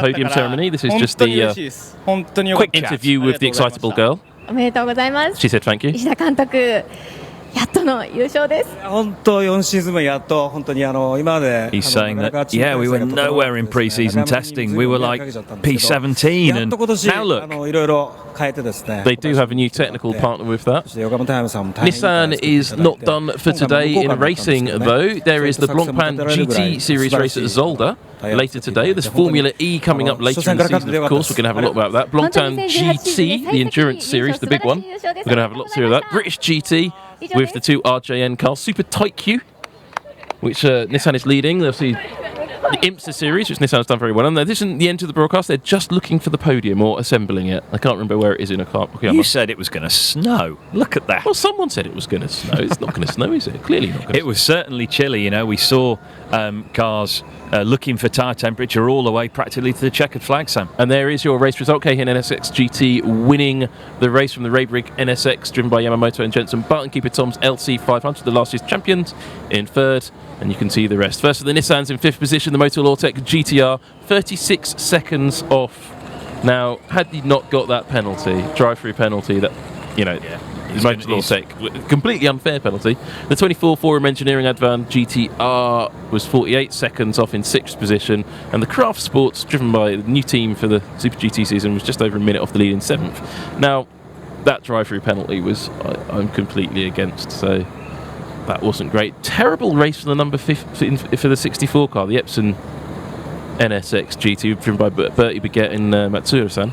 I don't know why that car was so slow. We didn't really see much of it, other than it being lapped. In GT300, as you've just seen, the Upgarage GT86 was the overall victor from the D-Station Porsche. The Hoppy GT86 managed to cling on for third position ahead of the Leon AMG GT. First of the new specification Nissan GT-R GT3s was the Gainer Tanax number 11 car, driven by Hironaka and Yasuda. They were a lap down on the timing and scoring, but in reality that's not a reflection of how the car performed on track. I think you'll see a lot more from that as the season progresses. Put them down as a championship contender. And here we see some of the very long and large amount of GT300 cars. Number 30 Prius finishing ahead of the number 31, because the number 31 didn't finish, I think, because it got beaten up indirectly by the number 30 and an Audi R8. And yeah, I'm just thinking about it now, Sam, a race with very, very few retirements. You know, for a relatively tight technical... who started the car number 35, by the way? The tyre driver. What's his name? I don't know. Oh, I do, I just can't pronounce it. Has to be in a slightly smaller font to all of the other drivers for the length of name. Coming up, the podium ceremony and some race highlights. I hopefully involve some Priuses. There is the championship positions. The 17 driver, of course, on top. 21 points on the board. 15, 11, 8, 6, 5, 4, 3, 2, 1. As you can probably imagine, one race in. And, of course, I was hoping that we'd get some English language interviews. Unfortunately, just stuck with my translations, which aren't... they're reasonably accurate. Based upon experience of what team managers and drivers say to the press. It's my Japanese. And my Japanese ability. I write for a Japanese magazine, of course. I have very good Japanese skills. You saw the GT300 points there. If you're wondering why it was 21 points for the car that won the race, the Keihin, it's because it got fastest lap as well. And the witches' brooms are out there sweeping up the circuit, as you see in Japan. Race isn't done. We still haven't found the podium as yet. The drivers are out there looking for it. So do stay tuned for this podium ceremony, which is taking a very long time. Yeah, this is the longest time. Oh, look, we've gone screen in screen. There you go. Joe's pressing buttons. He's waiting for the podium too. Yeah, just going back to what we were saying about the number of retirements, considering the nature of the circuit, really tight, really twisty, 11 corners in total, most of them medium speed and hairpins, not much contact and hardly any retirements. Yeah, exactly, and it's just good, clean racing, and that's what sums up a lot of Japanese racing. Not so clean on track, of course. You can see a bit of the damage there. It was really the GT500 guys who got a bit dirty later on. I mean, we saw the damage to the Zent car. There's the number 100. Yeah, almost getting damaged on its own. You don't really want to hang on a rear wing like that so much, but oh well. Big wheel. And well, they're still looking for the podium at Okayama.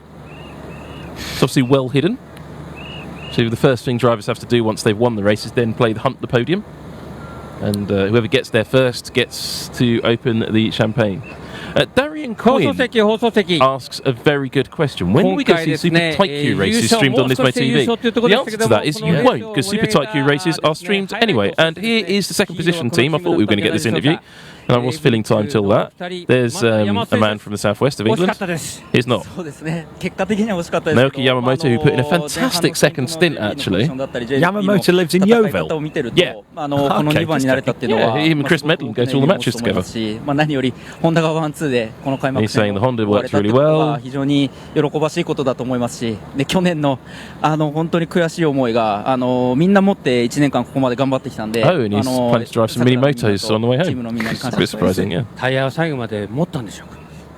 結構きつかったですね。僕たちノー交換を選択したんで、もう最後ちょっとずるず Yeah, る he's で just したし。 talking about having a moment he was battling with one of the other drivers in the lead car. ない中でレースは戦ってるので、それはもう言い訳でしかない。 He's putting a brave face on not winning, but I think he didn't expect to perform so well as the race progressed. 頑張りたいなと思います。優勝は次まで残しておきましょう。 Shall I translate this one? ですね、ジェンソン・バトン選手ですね、そのフルシーズン参戦のその初戦で。 Jenson Button, it's your first full season of racing here in Super GT. First of all, really sorry about that. We supported that you are struggling at the very beginning of the race, but you keeping the tire. Yeah, the first lap was a mess because of the new start procedure. So there were cars everywhere, and it was a bit of a mess. And the 8 car was really struggling for tires, and I struggled to get past him. But anyway, it was a fun first stint of the race, and the pace was actually good once we got going. And then I obviously handed over to Naoki, who did an amazing job and definitely the driver of the day here today. So no, it's great to get a podium here. First race of the season, and it's actually my first podium for 5 years. 6 years. 6 years. So thank you. Is there any the secret things, the F1 technique of the keeping tire? Yeah, but for me, the difficult part was the first 2 laps. And after that, then I could get into a rhythm with the car, and the car was good. I mean, it was enjoyable to drive. And it's great to see Honda quick at the first race. You know, it's really important for the whole season. Now we've got ballast, we see how it goes. But the important thing is to enjoy this moment and this great result. Next race is the top of the podium. Of course. Thank you. 本当にですね、Also, it was said by the Cahill team was that they're actually quite happy with doing well. But the GT300 podium started. They found the podium and got going with it. That's what the shouting in the background was all about. And the winners are on the podium. They're shouting. Mr. Orange Jacket's there. They're really falling behind schedule. I'm just going to talk over this guy because he's rambling. ここでですね、高橋邦美選手が And there's the Hoppy team. They are lucky to be on the podium, I think, number 25. Yeah. 国さんおめでとうございます。 Nice to see them up there, though. You know, they were in the mix all day, but clearly struggled towards the end of their stints. Good to hear from Jenson Button. Nice to hear his thoughts. And he was actually quite interesting, wasn't he? And unlike most of the drivers in these interviews. And here come the girls. These are very small trophies. 驚きなのがですね、英断だったその無交換タイヤ無交換のですね、作戦。Winner's trophy. Well done. Well done, he says. Here's another very small trophy. Oh, they're all talking over each other at the moment. But yeah, there you go. Mr. Orange Jacket's happy about that. Here come some even smaller trophies. I'm already thinking, I think the trophies will be for third. Yeah, it has to come, you know, you can lift it with one little finger. That's a small. I mean, that's what you get for that arrive and drive car. Look at those. That is literally what you get for an arrive and drive car. Like a paperweight. Yeah. And as long as it's not too breezy. That is a very, very small. You can't even get his fingers around it. Oh, shouty girls are off. And controversially, some no flags at all. No flags, yeah. It says flag-free zone there. Thought we might have some hoppy flags. Perhaps they're going to bring the flags on for like a bit of a retrospective flag-waving session at the end. We've got the 80s hero music going in the background. Oh, she's got... Well, it's a plate. No, it's a large octagonal... It's an octagon. With Okayama International Circuit written on it. Well done. Have my octagon. Is it an octagon or a hexagon? Is it hex? I was trying to count the size. That's why I paused. Yeah, it's hex. どうも遠藤様ありがとうございます。 Yeah, six-sided. Not では eight. 続きまして主催者賞の副賞の贈 Well, 呈に I'll trigger that one. Hey, yo, look at this! Golf clubs, amazing golf clubs, ladies and gentlemen. This is the best prize ever. It's not a barrel of rice. It's not wood. It's a set of clubs. プロギア RS シリーズゴルフギア And the crowd go wild. 岡山国際サーキット But から only one set. Well, it's two-driver race. Do they have to share them? Do they have to share them then? No, he's just going to give them straight to his dad. でございま He's す。 going to be, oh, my dad's going to be delighted. We win golf clubs. That is RS シリーズゴル spectacular. フギアフルセットが岡山国際サーキットから贈られました。おめでとうございます。 Assetto Drifter S15. Oh, there's more of this to come. Oh yeah. Oh, no. This is What? gonna look. It's gonna be the trophy. Ladies and gentlemen, what could possibly go wrong? 贈呈に移ります。優勝を飾りました That's 中 a 山選手、小林選手には spectacular. 株式会社 That's up there, a bucket of fish heads. Here, you've won a motor race. Have some golf 川島 clubs. 森次様より Is that an invitation to retire? And also, why only one set of golf clubs? I love the way they built up to the massive golf clubs by very small. And here's the real trophy. No, I think that's the Autobacks trophy. Mr. Orange Jacket gives that one away. 皆様大きな拍手をお願いいたします。 Disappointingly small trophies followed by massive clubs. But surely, right, it's a two-driver race. You're going to have a set of clubs each, right? Because what do they say? Oh, I want to go and play golf today. Oh, sorry, I've got the clubs. Yeah, no. It's my day with the clubs. Yeah, remember, Dave, Monday, Wednesday, Friday. Don't be asking for the clubs on a Thursday. It doesn't work like that. それではここでフォトセッションに参りたいと思います。カメラマンの皆さんご準備よろしくお願いします。プレゼンターの皆様一度お入りいただきまして、 He's backed into the clubs, look. Yeah, they're mine. He's got the Oh, strap no, he's over been his tossed them shoulder. down.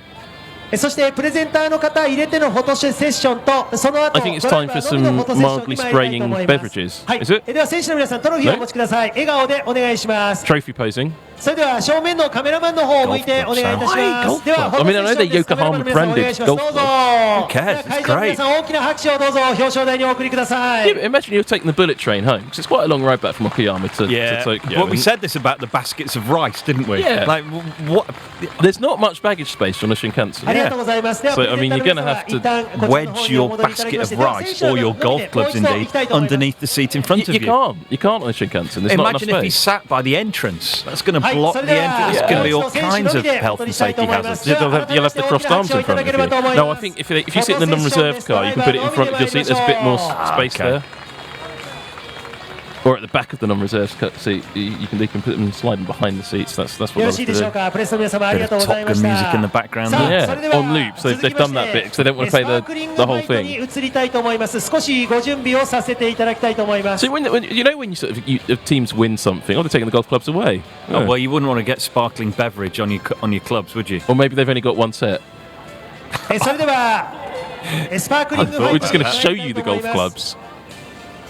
表 because they 彰 get to 台 keep the の各 trophies. 選手には奥の松酒造 They're taking the golf clubs away. 提供のスパークリング日本酒が贈られます。 Here we go. Some bottles 岡山 of 国際サー stuff. キットサーキット We believe it to be yes, it's sparkling sake. That's what you just said. それではお渡しいただきましょう。お願いします。 Sparkling sake. Some girls sparkling. Yes, raise a bottle. はい。 Remember, don't spray the girls. Don't spray the girls. You're not allowed. Oh, yeah. Wait till they've got. Oh, that was a bit quick. Quick release. Oh, he's happy. He's failed to open. Oh, He's been learning from Nick Cassidy. No, he's open. He's just gone for a very, very late spray. He's gonna have a drink. He's gonna smell. I wouldn't want to sit next to him on the train home. With or without golf clubs. Yeah, that'll be like the last train on a Friday night out of King's Cross. Oh, there you go. Late release.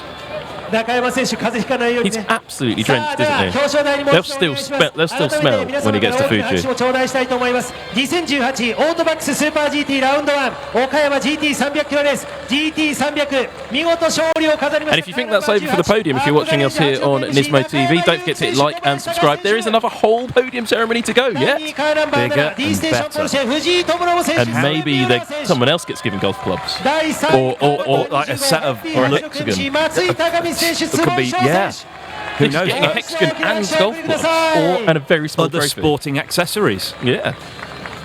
What could you get? ありがとうござい A ました speedboat. It'd be like Bullseye on British television. Yeah, a speedboat. Do you know, like I think something like 75% of the speedboats in the UK were actually given away as prizes on Bullseye. It's a real fact. Wonder what else you get. We should have like NISMO TV prizes, shouldn't we, for Super GT? I think we get to a certain number of likes. I don't know how many likes. We're at 1,500 likes now. If we got to 2,000 likes, say by the end of this podium ceremony, we give away a blankety blank checkbook and pen. No, we don't have any of those, but we would be able to. You know, the NISMO equivalent. I think we could give away something like a NISMO torch. Because that's a logical thing to have. Maybe some NISMO sunglasses. NISMO umbrellas, maybe. Yeah, NISMO stuff. So if we get to 2,000 likes, we will give away some NISMO stuff at some point in the next couple of weeks. A very small one. So small that it perhaps would be a certain scale. Still looks freezing cold down there. Especially if you're covered in bubbly. All the winter jackets and the hats and... This girl hasn't realised that oh, Mr. Orange Jacket's back. Looking very official. He's grown a bit of hair during the race. He's got a little bit younger as well, hasn't he? Funny. Oh, he's got a sidekick now as well, look. Love a lilac tie. Lilac's not a colour, really. Mauve. That's definitely not a colour. Who's this here? Bunkum. Look at you, Christopher. Sneaking in there. Chris Bunkum meets Mr. Orange Jacket, so that's going to have to be...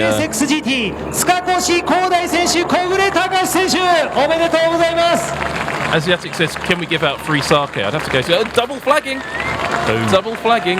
See, if we'd have to go to Japan to get that. If you haven't hit like or subscribe, you just need to for the double flag technique. Yeah. 2 flags, 1 hand. What's not to like? Golf clubs, flags, wait and see. Trophies. How's that going to work? And hexagon.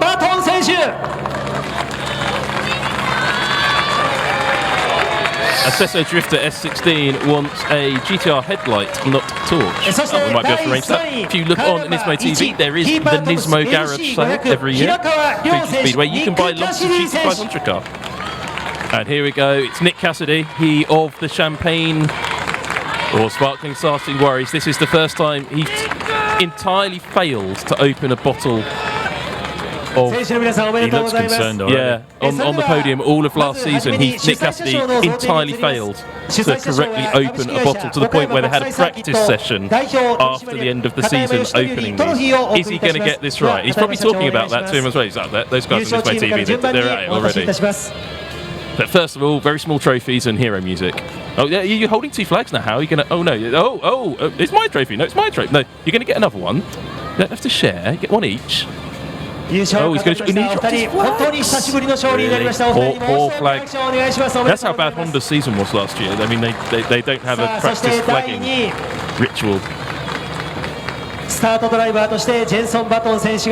Jenson Button gets his first podium trophy for 5 years. That's quite a statistic. I think his last podium was at the Australian Grand Prix in... It's not 5 years, is it? It was the Australian Grand Prix in 2014. Yeah, when McLaren managed to actually finish a race. There's Nick Cassidy, he's worried, he's looking at that going... Cassidy just looked at him, that's really small. He's looking nervous, and he knows what's coming. And they've set the bar high with the golf clubs. Yeah. They're all sort of looking pensive, like wondering what sports accessories are going to be on offer for the GT500 category. Do you think hashtag Benson Jutton... No, he said it wrong. Hashtag Benson Jutton plays golf. I'm sure he does. Because then we could actually ask him about what he did with the golf clubs. In fact, but now he just has to look on as other people get the hexagon. He's not done enough to win the golf clubs. Yeah. If he was... Maybe at Fuji Speedway he might win himself a geometric shape. This is the tense weight on the podium. Does Jenson Button remember how podiums work? He has done. Oh, it's different colour. The Bridgestone golf clubs. Look at this. Look surprised, boys. Look, oh, golf clubs. Who'd have thought? Yeah, but Bridgestone, the last ones were... I'm guessing they're Bridgestone golf clubs. Tor B. There you go. Excellent golf clubs. 続きましては冠スポンサーであります Sarah, you have a great suggestion as a prize. Maybe if we get 10,000 likes, we make that one happen. Still haven't got 2,000, so there's not going to be any prizes. You're not going to get hexagons at home. Simple as that. And we're certainly not going to give you any golf clubs or a very flat trophy or an orange jacket. There you go. He hasn't got the trophy. Where's my trophy? He checked his pockets, didn't he? And it wasn't there. Ah, there it is. I've won, he says. I was very surprised to see an Autobacks in France recently. Yeah, they're popping up in a few places now. I kind of wanted to go in, see if they had orange jackets for sale. Sponsorship, but there you go. There's the trophy. It's got a little map of the circuit in case you wonder what it looked like. Bridgestone golf clubs. There you go. Do you reckon if you like Michelin, when there were Michelin golf clubs? Because it's the tyre manufacturers of the team. So do you think? Yeah, possibly. Like you're thinking. Yep. So somewhere, well, Dunlop and golf it goes together. But do you think there's some Michelin golf clubs tucked away somewhere?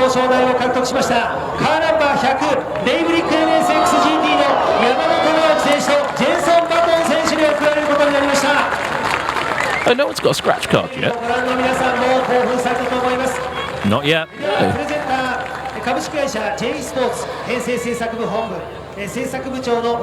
Jensen's mates filming there. Oh, Mr. Lilac tie. Oh, there's the scratch card. And the scratch card is awarded to not Jensen Button.